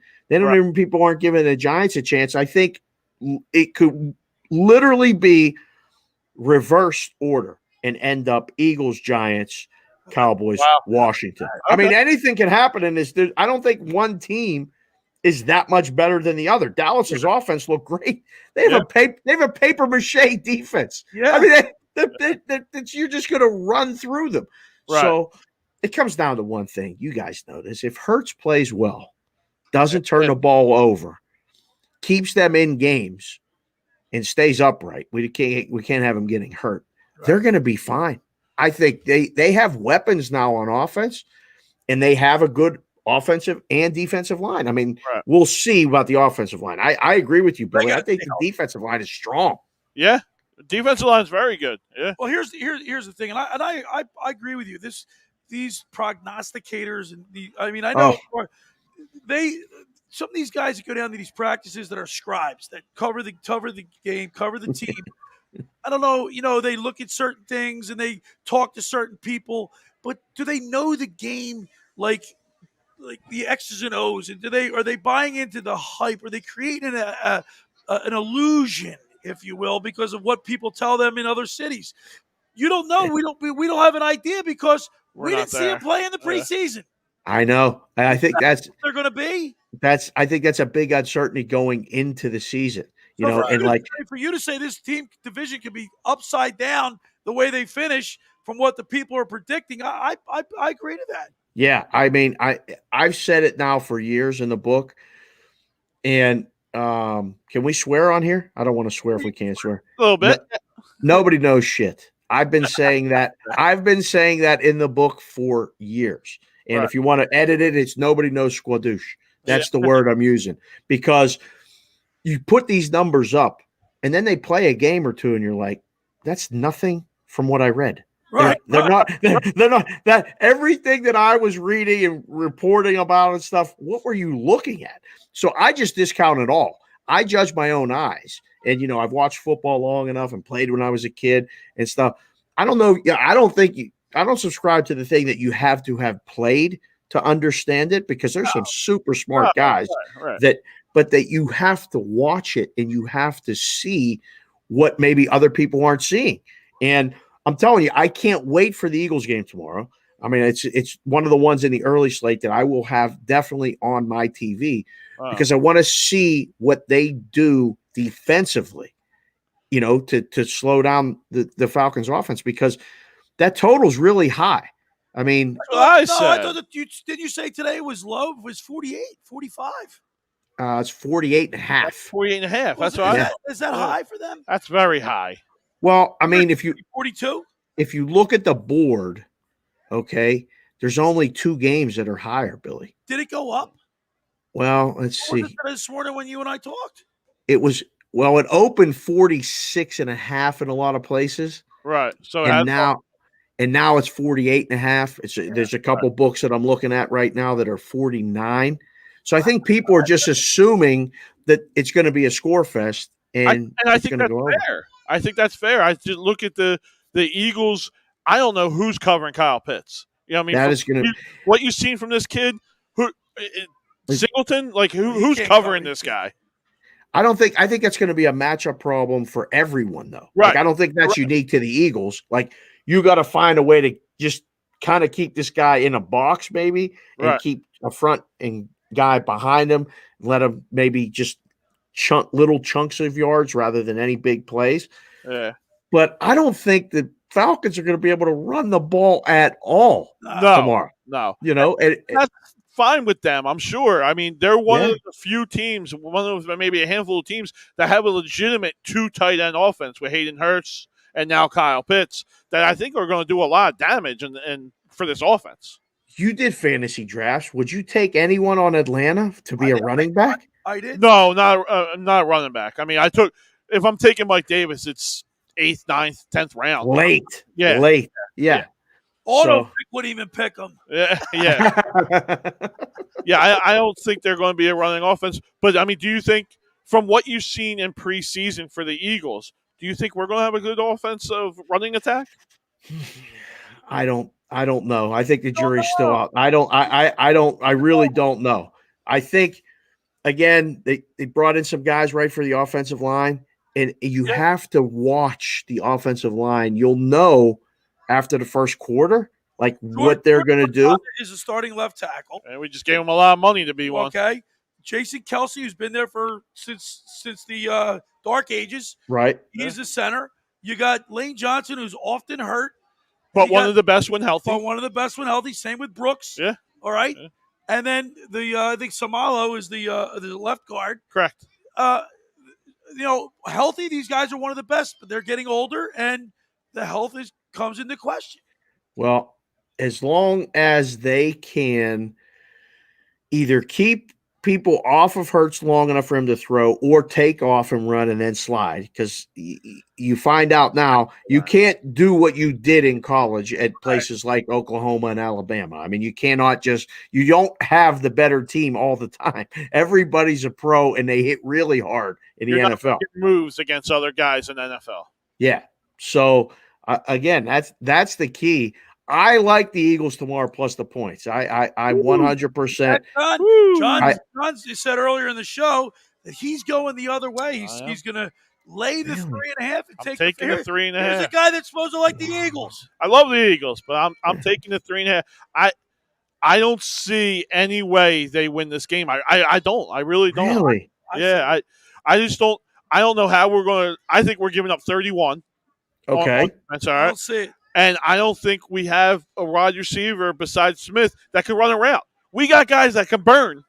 We got 0 guys that can run around. Not one. Oh, boy, really? Yeah, I totally disagree with that assessment. I think this team has got explosive wide receivers explosive, yes. That will, because if given the time to throw the ball, I think Jalen Hurts will be able to find these guys in stride. And I think with our 2 tight ends, the 2 tight end set, there's a home run for Colorado Rocky. Yeah. Upper deck crushed it. It's now 4-1 Phillies in the 6th.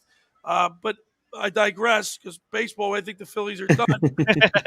They're not done yet. They keep Billy. They keep losing, but so do the Braves. It's okay. It's like hey, listen, they would be in first place if they'd have just won half the games this week when the Braves won. They blew 30 saves. They lead Major League Baseball. You can't play like that. You can't.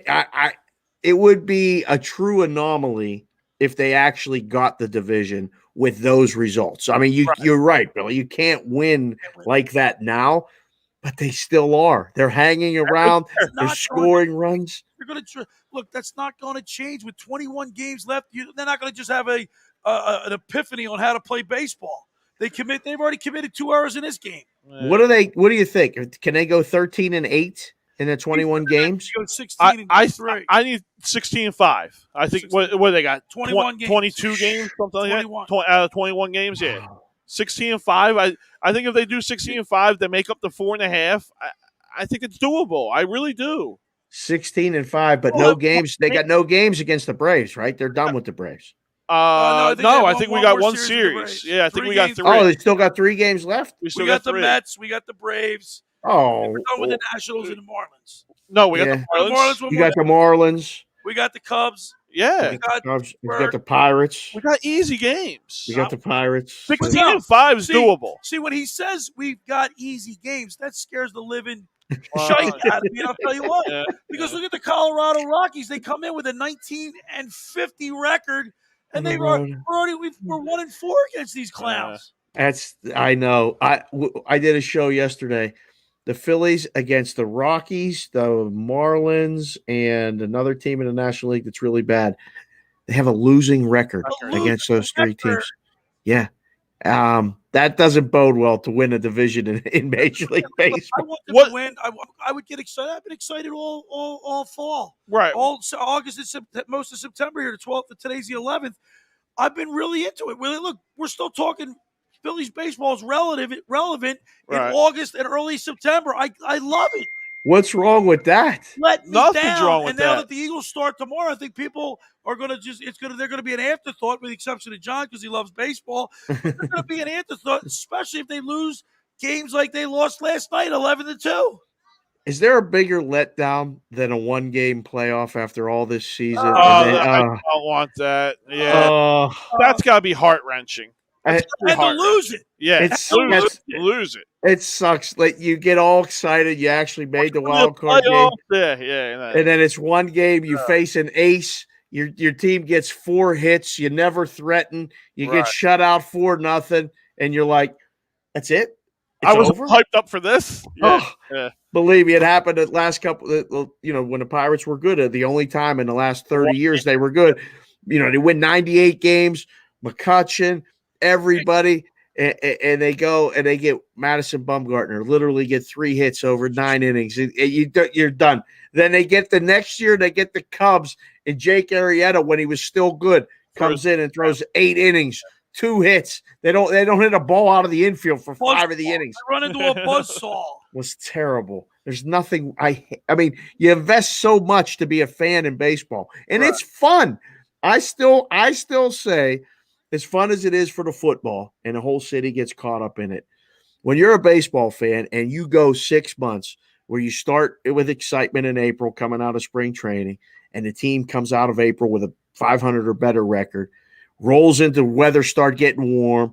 Now the momentum's built up. You go through those bad streaks and those lulls, and you still ride it out. And now it's September, and you're still relevant. Yeah, that's the best ride. That is the best ride. It is so much fun. And then when you get down to the last 6 games of the year, you can taste it. You can smell it. You're in the picture. See it. Yeah. And that run, whether was it 2007? Yeah. When the Phillies were 7 games behind the Mets with 10 to play. Yeah. Oh. And the Mets folded. And the Phillies played good baseball. There's nothing down the better stretch. than that. Those last 2 weeks of baseball were incredibly exciting. I had a ticket on them that year to win the World Series. Really? 150-1. Oh my God. Oh. And I was like, this is incredible. We're live. And then they lose. And I was like, oh, man. And then they win the World Series, the next year? Next year. Yep. I was 1 year early. That would have been a big score. I would have had all kind of merch. You ain't going to be here if you win that one. Oh, by the way, Dave, on my Caesars Sportsbook, I can say it on this program. Couldn't do it earlier today because of sponsorship stuff. But on my Caesars Sportsbook, I have a future bet. I took the Eagles, and let me bring this up. I took the Eagles in a futures bet. Let me see what I have To here. win the Super Bowl, Billy? Money goodbye. Hold on, where is it? Kissing money goodbye. You can't bet him to win the Super Bowl, Billy. Listen, I Can't bet him to win 7 games. Philadelphia plus 500. Okay. I put $10 on it. I win To win the division. Yeah. Yeah. To win the division. 5-1. 5-1. Horrible. $10. Horrible. They actually could do it. Oh, stop. I actually should have put saying that. I actually should have put 100 on it, but I was just clowning around.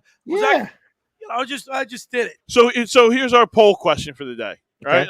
Bring our poll question up here. Let's see what Dave has to say for you here.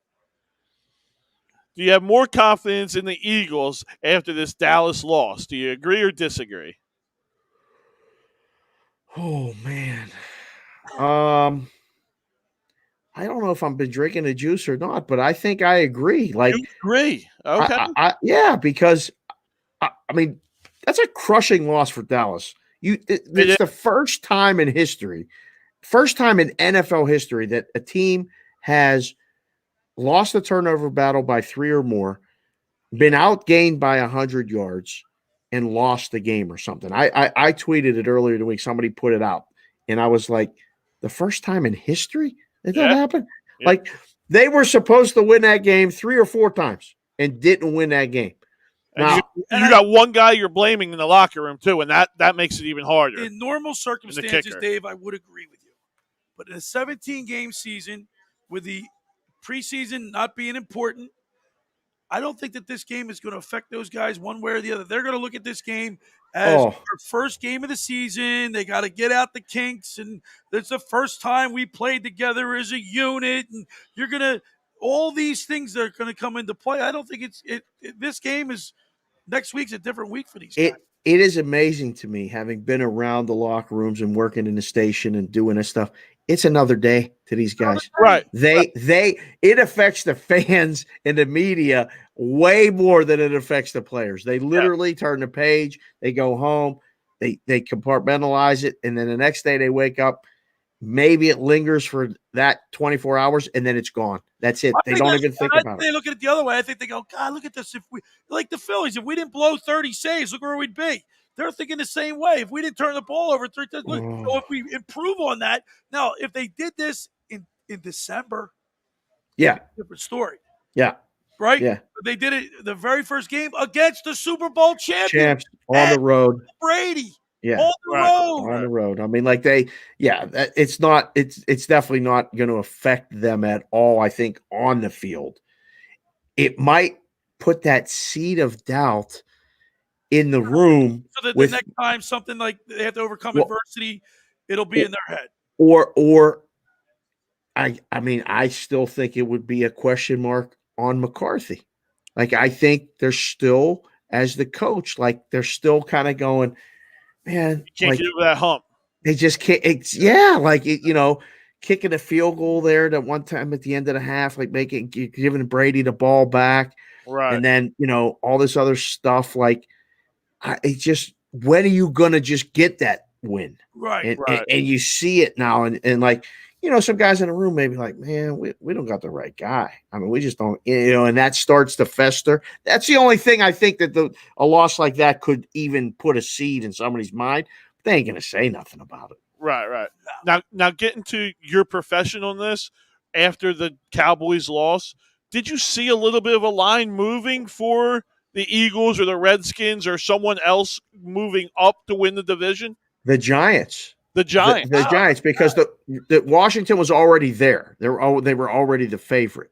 Okay. But the numbers that moved, it was the Giants. And whether that's New York money, we used to say that all the time, like in the book out here, like they come and they bet. Like they bet the Jets over every year. They bet the Giants, to win a division or to win over their season win total every single year. So I think that was probably maybe either they got some bets on the Giants, or they said, you know what, lower that a little bit. Don't give that away because they're going to bet the Giants after that. They're come and do it. Yeah.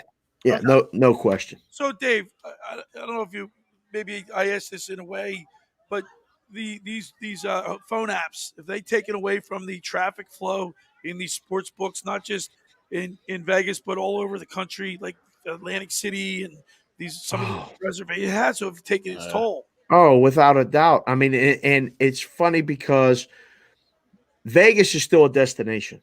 Right. And, you still come to Vegas and then you get that experience. And they're built like theaters. I mean, they're built with big, it becomes a community event. You go to some of the books back east or, I was at that book in West Virginia where I was working. There was 3 windows. It looked like any other sports bar. It was a little wall of TVs. It was nothing. Look like OT, off-track betting. It almost looked like a little nicer. Exactly. That's, and we're dating ourselves with that, Billy, like saying OTB. No one even knows what we're talking about. It's an off-track betting place where you literally had a counter, a couple TVs on the wall, and some boards where they wrote the results. Oh, yeah. No way. What's he playing? That's it. So, yeah, but I think, you see it. The big events are still going to draw. Like the boardwalk in Atlantic City is going to be busy for the Super Bowl. It's going to be busy for March Madness. Is it going to be busy for Week 8 when 4 teams are on a bye, including the Eagles and the Giants? No, it's just not, because you can do everything right on your phone, and they're pushing people to the mobile because, tax-wise, in most states, the mobile is more. Right. And it's more convenient. And not everybody lives by a book in a big state like New Jersey, or Pennsylvania. Can you imagine living somewhere in the middle of the state where there's no books right now? You got to drive 2 hours either way to go deposit money or to sign up for an account. Like, you don't have to do that in Pennsylvania. They got ahead of the curve with that. But as far as like people in the book, there ain't like I was at Parks when I was back east. I went to Parks. On a Tuesday midday. That was a little bit later when the games were going to start. It was probably close to 6 o'clock. There were 3 people in the book. Yeah. Right. The writer, the supervisor, and me. There wasn't a soul in the book. Everybody that was probably betting was betting it on their app. That's all we do. And I got to tell you, we used to go to Vegas. I used to go to Vegas 2-3 times a year. Yeah. Back when I was running with a different crowd from New York. And I'll tell you, there was nothing like, and this is before the advent of these phone gadgets with every book on there. DraftKings, all of them. Yep. It was a atmosphere that you couldn't duplicate anywhere. It was an event. It was fun. And I remember watching. You get, because the Vegas, the time change, you get the 7:30 games, and then you get the West Coast games, and you had something to do all night long. Oh, yeah. It's the best. I don't know how you guys do it and stay up late and watch these games. Like, it's painful now. As you get older, you got to go to sleep, and if you got to get up and go to work, all these people that got regulars, I call them square jobs, but you got to get up and go to work. So your day starts at 6 and you shower and get ready to go get on the road or whatever at 7 to be at work by 8.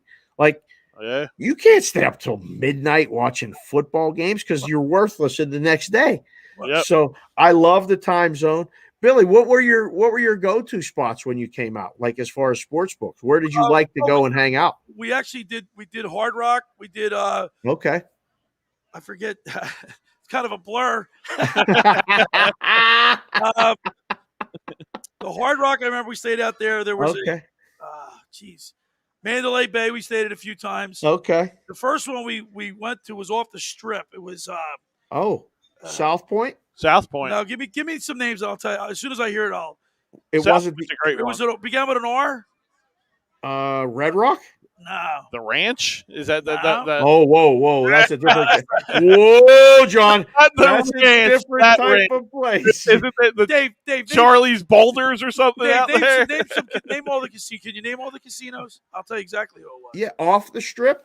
I think so, yeah. The Palms, the Orleans. No, we stayed at the Palms, not the Orleans. Okay.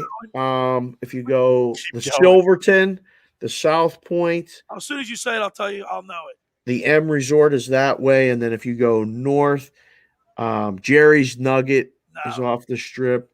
Might not be around anymore. Green Valley Ranch. Oh, that's a nice place. Sunset Station, Santa Fe Station. Maybe it was on the Strip.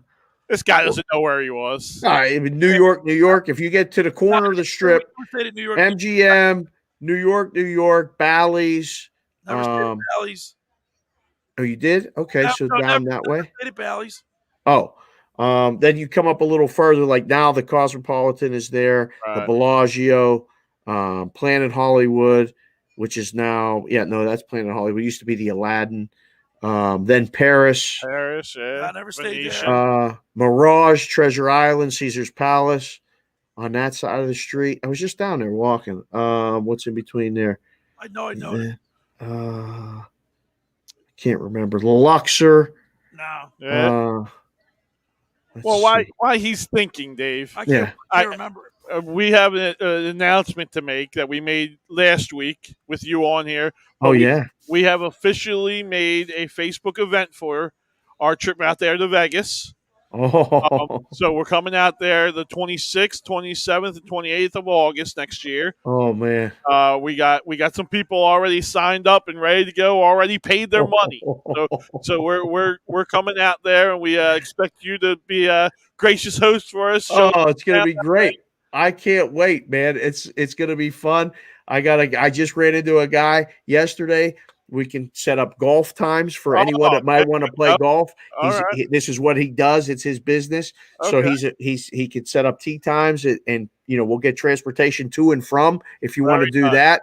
And, you don't even have to bring the clubs. Doing that. Yeah. I mean, if you want to bring the sticks, you can, but there's places that will provide clubs for you. They take you right from the hotel, drop you off at the course, and then, estimate the time back and bring you right back to the hotel. So there's all kind of things to do, not just on the strip or in the casino, which, for a lot of people, if you've never been to Vegas, I mean, that little 2.5 mile stretch is like no other place. There's no other place in the world that's like that with all the entertainment options, food options, and all of the different sports books and sites to see. You could just walk the strip. That's a day. Like you could see so much stuff, but you can get off the strip and there's beautiful places to hike and see and all this stuff. And then like the golf courses, all the different, if you're into, this world-class shop, there's everything that you could possibly want, let alone, I can't wait to see what we eat. Like you boys are coming to eat. Like we're going to find some good food. For the fantasy football, Jeff, we're actually bringing out our own people. Ocean City Grilled Cheese, our sponsor, they're actually coming out and they're going to cater the fantasy football event for us. Oh my goodness! So this is going to be big. This is going to be great. Yes. So are you going to do it again? It's going to be at the Westgate, right? Westgate. Yep. Yeah, we're going to have a conference office at the Westgate. Nice. It's going to be the Saturday. We're not 100% sure the draft time yet. But it's probably going to be around midday. So that's going to take up most of our Saturday. We're going to break it up into corners, like at least 4 12-teamers that we're going to have going on. Oh man! So hopefully it's going to be a lot of yelling, a lot of screaming, a lot of person, I'm sure, who missed their guys and who stole my guy. It's going to be a fun trip. But yeah, I definitely will get up with you about adding some more fun to it. Yeah. I attended a draft. There's some guys in town doing this actually, and they invited me to come watch. I was amazed because they don't even they called out the name, and instead of actually putting the big sticker on the board, everything's electronic. Yes. I couldn't believe it. I was like, when did this happen? I was like, where's the part of the fun was going to find the guy's name and putting it up on the board and all this stuff. Yeah. Now everybody had a laptop. It just appeared right there in the colors. I'm like, man, I'm getting old. Like, I guess it's right at ESPN now. And then you got your team right there. You got your draft options right there. If someone takes them, they pluck them out and they put them on the team. You ain't got to worry about them. The rest of you never have to duplicate. You never have to say, did Miles Sanders, did he go yet? Like, that was always fun. Yeah. Nobody wanted to be that guy. Hey, a little update, guys. Right now, the Phillies are 4-1 in the top of the 7th. The Rockies have 2 on and 1 out, first and second. And Wheeler's, I don't say a little bit of a jam, but he's thrown 89 pitches. He's getting towards his end. He's getting towards the end. Tapia just got ejected. Yes. For he struck out swinging, but the call before that he must have lipped off to the ump, and the ump had a quick hook. But it's 4-1, and they're hanging on, Dave. What are we doing with this strike zone, fellas? Is it time? Like, I mean, you talk about technology and stuff. Yes, I was just about to say, are we going to the lasers? Is it? I mean, you watch the tennis, right? The tennis has been amazing, by the way. If you're at all a fan of sports, great. Yes, it has been so good, and I'm actually excited to watch tomorrow's men's final. Yes. But they get that serve. They show that technology. You could see it a millimeter if it's out of the box and it's a fault. You can see it. Those things are coming too, like 130, 140. That's what I'm saying. So, like, to not be able to just put it behind the plate and help the guy, or just have something that says, say ball, say strike, whatever. In his ear, yeah. Okay. Yeah. Like, it has to be happening. I saw HBO Real Sports a couple of years ago on it, and I was like, oh, that has to be done. Because it's the variance of it. Like, I mean, we talk about it like on wagering and stuff. It drives me crazy as someone who actually bets the games or used to book them. Like, after the first or second inning, like, this guy's going to keep calling that outside pitch. Right. You better be on the under, because ain't nobody can hit it out there. He's going to keep throwing it there, and that guy behind the plate keeps ringing him up. You're in trouble. So, like, no other pitchers that took advantage of that more than Glavine and Maddox. Oh, yeah.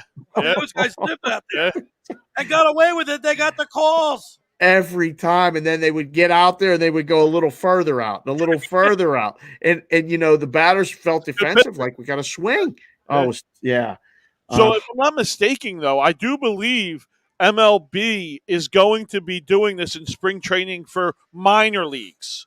They're going to go to the laser technology next year for minor leagues. Right? I haven't heard that. I believe that's what they were going to try doing, just to start interphasing it and see how it works. And I also heard, I don't know if it was the single A or double A, something about moving the mound back.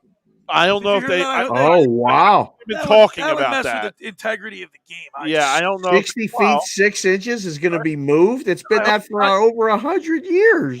Well, they have moved up and down, right? They've talked about it. I don't know. Right. Yeah. Oh, but the mound height has moved. That has moved over the years. Yeah. It's been lowered. Right. Yeah. No. Well, I'm now an MLB Network contributor, right. So I'll ask the guys. They just texted me right before I got on with you. I'll be on Tuesday. So that went through. I know that was one of the sticking points that they're trying to negotiate with. You guys are a proponent of that? You want to see that? I want to see it. Yeah. Okay. Yeah. I want to see the call be right. I don't care how we have to do it, Billy. I just want to see it right. It drives me crazy now when I'm watching a game. They go to the review and they're like, yeah, he's safe. And you can see he's out, but they don't want to make his boy look bad. Look bad. Right. Yeah. Right. Just get it right. If you look bad, you look bad. Get the next one right, but at least know you got the backup. Like, it just get it right. I coach the kids now, and I just tell the guys before the game, listen, just get it right. Try to hustle if you can, but if you miss something and you miss it, come over to me after and say, hey, man, I missed it. Like, just so I don't want to light you up. If I'm coaching a base and I see a bang, bang play and I know she's safe and you ring her up, I'm going to ask you to ask for help. Right. If the guy don't help you or want to overrule you, okay, just lean over and say, hey, man, I mean, it looked bang, bang to me. I didn't really see it. Fair. What am I going to say? You take away all my objections. But when you come at the guy and say, or throw him out. You can't argue that. Well, wait a sec. You're wrong. Right. Yep. What did you say? I said you were wrong. You're out of here. Yeah. What is that? Right. Come on. I like the human element. I there's a certain part of me, and I don't know if it's because I'm older than you as a book, obviously probably on the other side of the equation because you want it right for a simple reason. There's a lot of money riding on it. But with me, I like that human element. I miss a good umpire argument. And kicking on the dirt, throwing on the bases. I love that the conversation that comes after could last for weeks. Oh, without a doubt. Yeah. Didn't that make it fun? It helps the media. For the money aspect that I get it. Yeah, I mean, as long as even if it's consistently consistent, where know this guy's calling home. He's on home plate. He's an under guy because he expands the strike zone.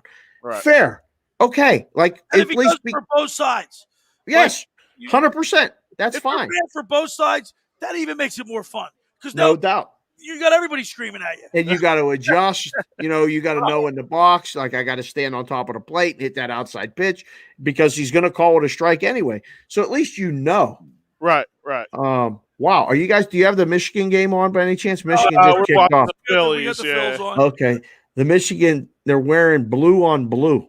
They Ew. got blue jerseys and blue pants. Those Gold. those bright Gold. maize, that bright yellow pants is part of the uniform. And now it's blue, and only yellow is on their helmets and their numbers. It looks so weird. Are we old? Like it's cool when some schools they got a different uniform every week. Like Oregon, you're like, oh wow, they got something new, some blue schools combination. got 9 or 10 different jerseys. Well, Oregon started, I think. Yeah.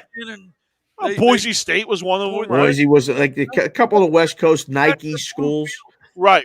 The Nike. Yeah, they're moving merch. I mean, I get it, but like you try to come in the store, you guys, and try to buy a hat.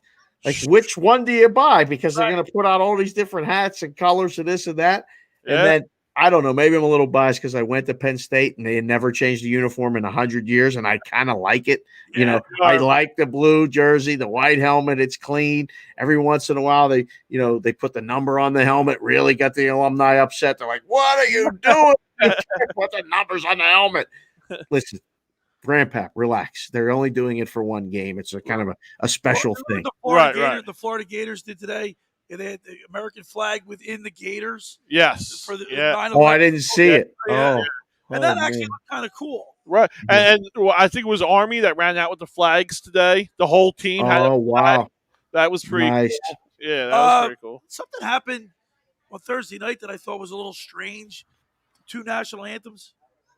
Can we touch that? I did not. I didn't know that. I did not know that either. Didn't see that? No. Thinking to myself, we're supposed to be one nation under God. Wait. One nation, not 2, not 3. If you're going to make another national anthem for one group, don't you have to give every other group a national anthem? So is that a thing that's going to continue going on, or was that one thing? I hope not, and I'll tell you why. Dave and John, I cringe each and every time the woke nation comes out. I got to worry about my advertisers. I got a lot of advertisers that are old school people. When I see stuff like this, because I love sports so much. Money drives the world now. Yeah, I go like this. I can't. I mean, I don't know what to say because they call me and say, "You see that?" And I'm a parasite of sports. Right. I rely on sports, and I just don't get it. I don't know either. I mean, you see it and you're just like, really? They're going to go there? And think back when baseball, they picked up and moved the All-Star game. They said, you can't have the All-Star game because of whatever. And you're like, really? Like, what's everybody watching here? The honor of the city to have that. Yeah. The sports, the games are just that. All that stuff. Right. They're the games. I say this all the time too, Billy, on shows and stuff. Like, listen, I don't want to talk about any of that. I want to talk about the game because I love it so much. I love going to games. I love watching games. I like booking the games and learning and just the competition of it all. I like the numbers of the game. Oh yeah. This is the beginning of the show. What does sports do? It galvanizes a community. You got a few Cowboys. Galvanizes a fan base. You got a couple Cowboy fans walking around here in Philadelphia, but by and large, it doesn't. It transcends race, everything, ethnicity, age, religion, class, economics, socioeconomics. You go to the link, and the Eagles beat the Cowboys. You're gonna have people jumping up and down from all walks of life, hugging, high-fiving, and enjoying the moment. Yes. When you diminish that by doing certain things, it takes away from the game. Yep. Yeah, and it takes away from that galvanizing, and it separates. It's within the game, which is the exact opposite of what it's always done. It galvanizes. I saw it here. When the Knights got here that first year, they were 500-1 to win the Stanley Cup. Right. People were buying souvenir tickets just to have the ticket. When the season started, and they got good, and the books were like, "Whoa, what's going on?" What's and happening? you had to lower the odds really quick because it was a joke. They're like, "Hey, people are buying tickets on the Knights to win the Stanley Cup." You're like, "Yeah, that can't happen." And then you lowered it, and more people bought, and then more people bought, and they were going to get crushed. The books were going to get annihilated. But what it did was it brought people in that never even saw a hockey game, Billy. Oh yeah, like they never in their life. Right. Saw a hockey game, between the middle of the desert. Yeah, there was never, there was a couple kind of outdoor games back in the day outside and back of Caesar's Palace. I guess the Kings played here when Gretzky, they did an exhibition game or something, Right. But there was no team here. It was a minor league team, and it was a fun place to go. I used to take the kids all the time, and it was a great family night out.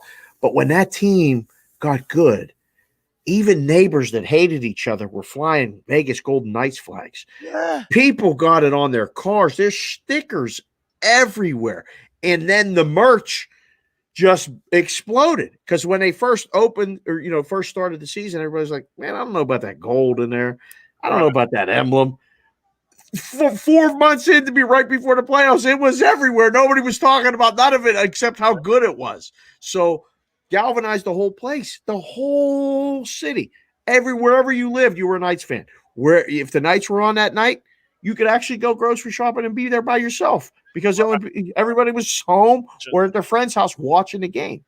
And I couldn't agree with you more. Anything that messes the beauty of that up, just the innocence of it, the rawness of it, it stinks. I can't stand it. I'll tell you what, we're up here on the boardwalk at All Campus in Ocean City, 1028 Boardwalk at All Campus. John Coyle, the owner here of All Campus, got great selection of hats, pro, college, all the major sports, and even has a great selection, Dave, of obscure college hats. We do a segment up here. We did it. I guess we're not going to do it anymore. I'm actually going to go grab hats now while you guys are talking. Let's see if we can stump Dave. Yes, let's go. But before we let you go, we'll do that. Yeah, I love it. John is going to go get some hats, and we did this thing called Stump the Schweiner. By the way, that nickname, Dave, I told you a hockey story during the week. I've got a couple more for you. But the hockey guys that I was friends with, they could never get my last name right. It's Schweim, and they would call me Schweitzer. Listen, the W is in the middle of it. It would be so much easier if it was just Scheim. Right. You throw that W in there, that messes a lot of people up. Billy. Sure does. The Schweim. So it's Schweimer, Swim, Schwinn, the whole 9 yards. And then, believe it or not, Craig Berube, of all guys, called me Schweiner. And it stuck. The Schweiner. That's how at the end of my show, when I sign off every Saturday and Sunday, I said, thanks for making the locker room part of your Saturday, because nothing could be finer than talking sports with the Schweiner. Oh, I like that. I like that, Billy. That's good. I like it. And it's stuck. I mean, people love that tag. You got to have a tagline, You got to have one. You got to have one. That's great. 911, the 20th year anniversary right now, at the baseball game, a guy's playing, I think, God Bless America with a trumpet. Yep. And a patriotism in these stadiums.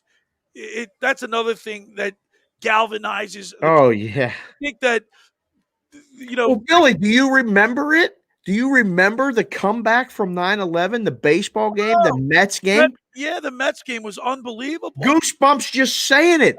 Billy, I got goosebumps just saying it when Piazza hit that home run and stuff. I was like, oh, my God, we're back. That was, and I'm not even a Mets fan. Me neither. That's what I mean. All right, Dave, here's what we're going to do. Here we go. Let's see. We're going to show you the hat first. Okay. Hold what it is until I get a chance to look at it. Okay. And then I'll point to you, and then you can tell me what you think it is. So we got a couple easy ones, and we got a couple harder ones. This is ones. called Trump the So Schweiner. this is an easy one. That's an easy one. All right, I got it. Okay, I got it. I know. You go ahead, Dave. Minnesota. That's Minnesota. Golden Gophers. Golden Gophers, yes. Here's hat number 2. A little bit harder. Stump the Schweiner and Dave. I got it. Okay. SMU Mustangs. SMU Mustangs, very good. You're giving him easy ones. All right. You got to warm up. You got to ramp up, Billy. He's you a get good host. If you get this one, this is impressive. Okay. Oh, what the hell is that? Is that green? That is green. Oh, it looks blue to me. It's green. Oh, my goodness. I don't know what that is, John. You got me. Let me see. All right. Let me see it. I guess. Is It's that not is that a Bearcat? The West team. That's a West Coast team, Dave. You should know that. It's a West team. Oh, man. I don't know. College, huh? Utah Valley University. Never would have got Utah Valley. Wow. Yes. What is the mascot name? What is that? I'd say Bobcat, I believe. Bobcat. Bobcat. Okay. All right, so you're 2 for 3. This one's a little bit tricky, but didn't we see that 2 weeks ago? we did this one a couple weeks ago, I believe. Is that's not a spear for Florida State, is it? No, it's not. Akron? Oh, that's a shark. It's not a shark. Let me see it. That's not a shark? No. What is that? It looks like a rocket ship. It is a rocket ship. That's a rocket ship. Oh, Rockets. Toledo? Toledo Rockets. There you go. Very Toledo Rockets. Yeah. good. This one's pretty easy. I know that's easy. What is that? Oh, I got that one. I know that one, Dave. What is it, Billy? Close to you. It is close to you. Wyoming. It is The Wyoming. Oh, wow. Okay. Okay.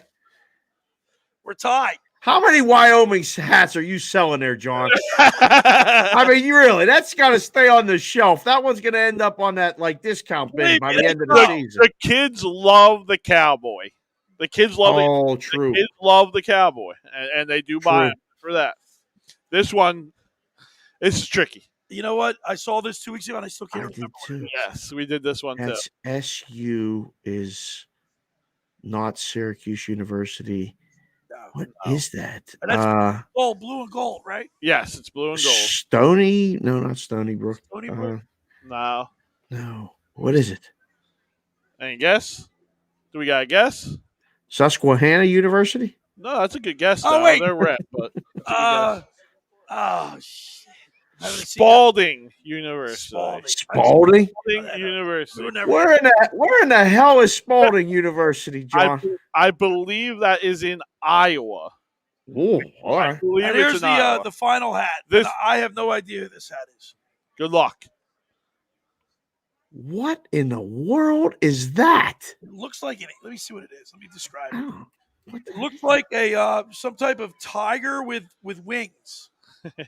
Is that Gigantic. in the middle? A tiger? Go right there. Perfect. I have no idea. Is I that have no idea either. a bat? Missouri Western State. Missouri Western State. What? Man, you go deep there, John. I loved walking around the store, but my goodness, you go deep. I didn't even know they had a school. Bamboo Brad Yes. Miller just jacked another home run. Wow. It's now This guy. 5-1 Phillies. And what are the Braves doing? The team Braves are We're losing Yes. Get out of town. Is it 3-0 still? 3-0. Good. 3-0. See, this is where the Phillies suck you back in. Yeah. I think. love it. I love it. I love it. Make you tune in. John's asked me a question earlier in the show. Well, this will be our last question for you before we let you run. He said, "Bill, what's your TV? How are you going to do your TV tomorrow? You going to click? Is the clicker going to be working? Because the Phillies played a 1 We o'clock, both got a 1 o'clock game. 1 o'clock game. The Phillies are on tomorrow at home against the Rockies for their 4th and final game in the Oh, series. boy. So what are you doing now? Let's say the Phillies win. Let's say we're 3.5. They're 3.5 out. I told him I'm not because baseball's every night. You miss one game, you might not miss a lot. The Eagles only play once a week. I'm sticking with the Birds. I mean, I think he's right. If I were to make a price, Yeah. well, I mean, if I were to make a price, Let your like, juice in it.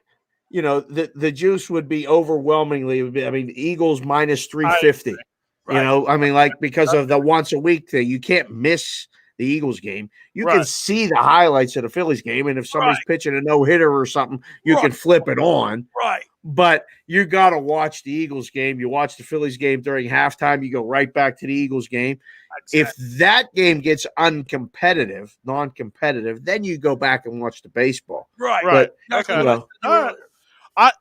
I'm a baseball guy. Not that I'm going to miss the Eagles, but I will miss a couple plays of the Eagles if it's a big situation. If guys on second and third with one And out, he's supposed I'm to be a staying. big Eagles fan, right? He's taking the Falcons tomorrow, and he's going to be watching baseball. Maybe it's personal. I think maybe we may have discovered something here, Bill. Oh, John's. I don't know if he's a true Eagles fan. He's going against them. Just a little misguided. That's all. Hey, can I see all these hats and online anywhere? Like all this selection yet, or what? Our online store's coming. No, we're still working, right. and it's a work in progress over here. I'm down to one man show, and so it's a little time consuming. And, but we will get there by the end of the month. I will have allcampusoc.com up and running.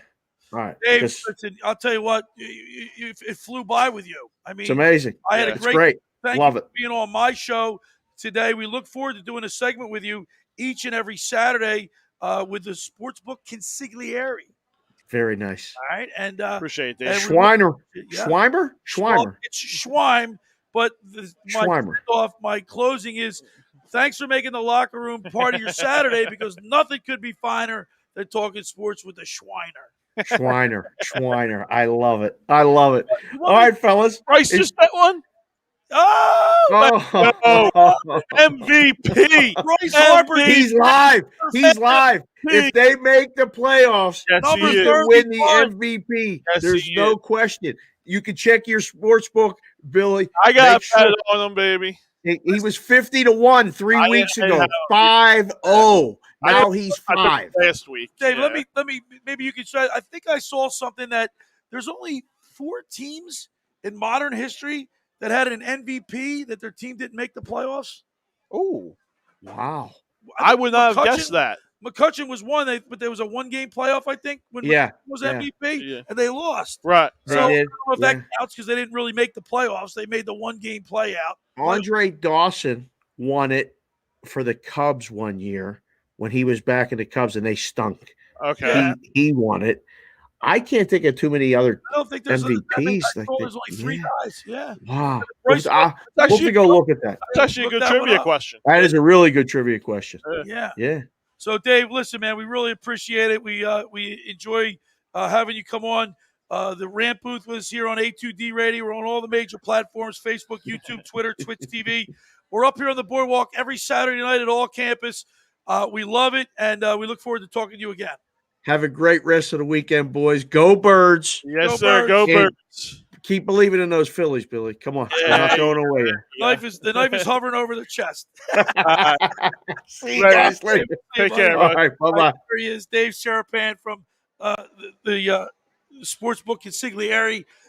I'm telling you, the guy, he's easygoing, fun to talk to. Oh, he's great. He's a world of knowledge. Wealth of knowledge. Yeah, world of knowledge, especially in the betting world, which we both know is that's taking over the sporting world, is getting into the betting. We didn't really touch too much with them on the daily sports betting, which I think maybe next week we can ask him a little bit. What's disheartening is the fact that these big sports books are so much fun to go to, especially in Vegas. You've been look, I love the convenience of being able to bet on your phone. I like going. I love it too, but there's something to be said about going there. I love going. A whole generation of people they're staying home, especially after the pandemic. I can just play right on my phone. I don't have to go anywhere. Right, and going out to the trip next year and going to Westgate, which is one of the biggest sports books in the world. Yeah. I mean, there's not a game on that they're not going to have on a screen up there. I mean, they got a million screens. They got a beautiful restaurant right there, a little quick dining right there. Yeah. They got a nice million seats. Everyone's going to have a seat. It's a beautiful setup, and I pray that all you guys will get a chance to come to this trip. And we're going to have a really good time on this. All right, the show's winding down. It's 6-1 Phillies. We're in the 7th.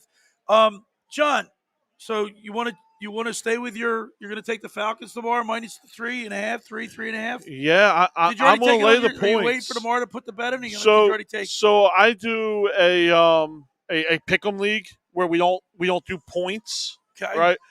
You just pick who you think's going to win that week, and I did take the Falcons. Okay. I did take the Falcons. And I'm going to take the Eagles tomorrow. Okay. All right, so this time next week we'll be able to talk A about little our picks. razzing. Yeah, one obviously one of us is going to win since Yeah. Yep. and then of course we'll preview the 49ers game, which I'm going to. Yes. I'm going to the home opener, so I'm Yeah. excited about that. Yeah, that's gonna be a fun event, having the fans at a real meaningful game again. First time in 2 years. I don't know. Are they going to let me in because I'm not vaccinated? No. What's the deal with I think that's not a thing right now. I hope it doesn't get to that. We'll see. We'll see. But yeah, man, I guess through the technical difficulty that we had, not having a producer, I miss Steve. I miss Steve. Not Yeah, having Steve, Steve if you're here. watching, buddy, Well, I'll tell I you hope what, you're doing good wasn't down the there same in with that. Florida. Wasn't the, Is that where he is? He's down in Yeah, Florida? he's down in Florida right now. Why is he down there? Some college thing that he's going down there for. I know he gets to for his college. He's going. I think he's going for sports medicine. I think that's right. I think that's what he's going for. But he gets to travel the world, so he gets to go to different places and apply his practice and see what the other methods are in different places. So he's looking forward to that. I'll tell you what. So with all overall, I think we under the circumstances we did a really good job tonight. I hope that I know we didn't read too many comments, guys. Sorry. We got most of them in. I mean, Philly 4 for 4. It's called loyalty. He chimed in. He's a big Steve Young fan. When we were talking about teams that we watched back in yesteryear. You know, one thing I should ask David. I don't know if I maybe alluded to it, but I wonder if not watching preseason games has affected the odds makers, the bookmakers.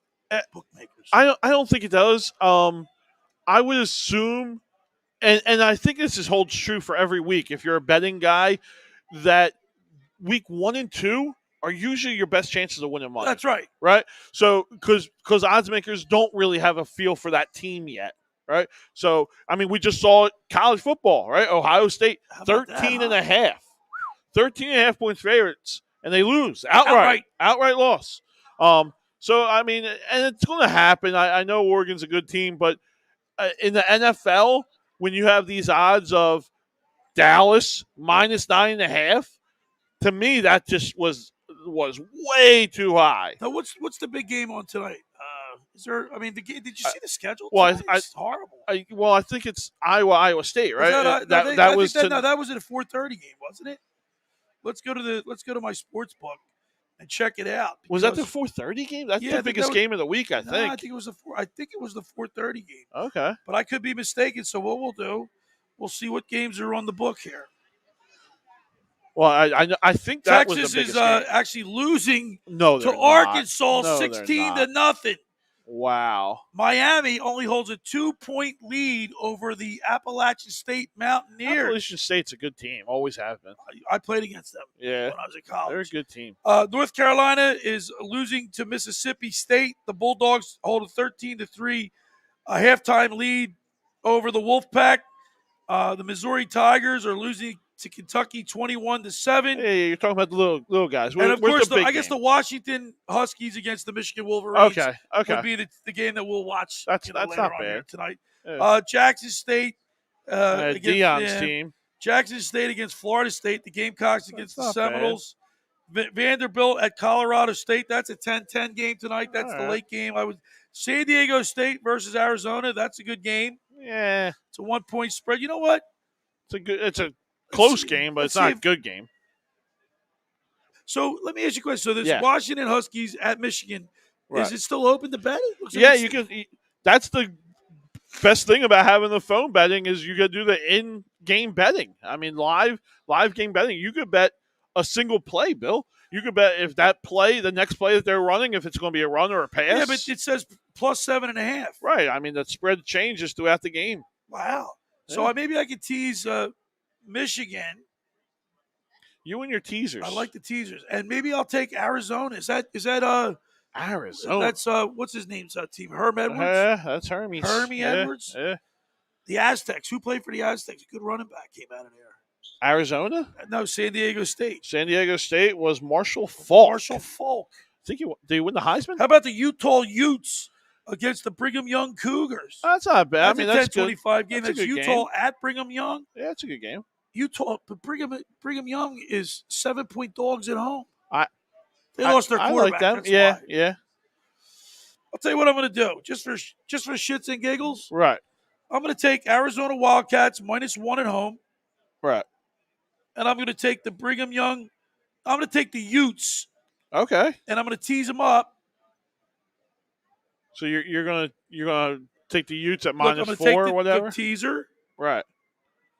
I'm swinging 7 points. It's got to kill your odds. I got $59 in my account. I'm going to put 20 on this. All right. What do you win? 20? 36-67. All right.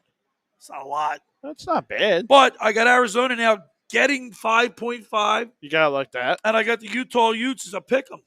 You gotta like that. Send it in. There you Police go. bet. There we go. It's a success. And that's how we're closing the show today. That's how we'll close the show. I got something to watch tonight. There you go. All right, we're gonna sign off here. It's been a lot of fun. It is each and every Saturday. We're up here on the boardwalk in Ocean City, New Jersey, at All Campus, 1028 Boardwalk. It's been a lot of fun, John. I'll tell you what, time flies when you're having fun. Having the Phillies on, be able to talk Eagles football, it's the fastest 3 hours. It really is. It's not like we get commercial breaks. And it's a little bit harder now because I know we're the Rant Booth and we want customers to come on, but it's a little bit harder because it's only a one-man show up here. And not only that, the boardwalk's thinning out. It's not the crowd that we have in the summer. Right. So just bear with us, guys. I know me and Billy aren't the probably your favorite people to look at, but what are you talking about? What are you talking about? I'm aesthetically pleasing. I don't know about you, but no, we have a great time doing it. Yeah, and we really appreciate all the messages. If you have fun doing what you're doing, yes, people can feel that passion. Yeah.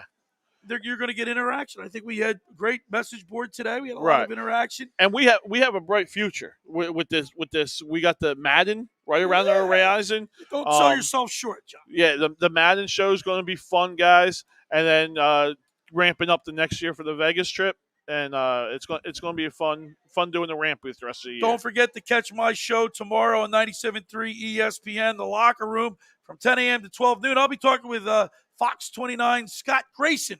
Will be my guest. It's a weekly segment that we'll do for the Eagles pregame show on 97.3 ESPN. And then, of course, my fantasy football guru, Brian Hartley, brought to you by Stell Exteriors. He'll be chiming in each and every week, and that always makes the show fun because we're against each other. By the way, he cheated. By the way, he cheated. He didn't cheat. He cheated. Did you send in? You could have down checked the trade? I vetoed it. And it still went through?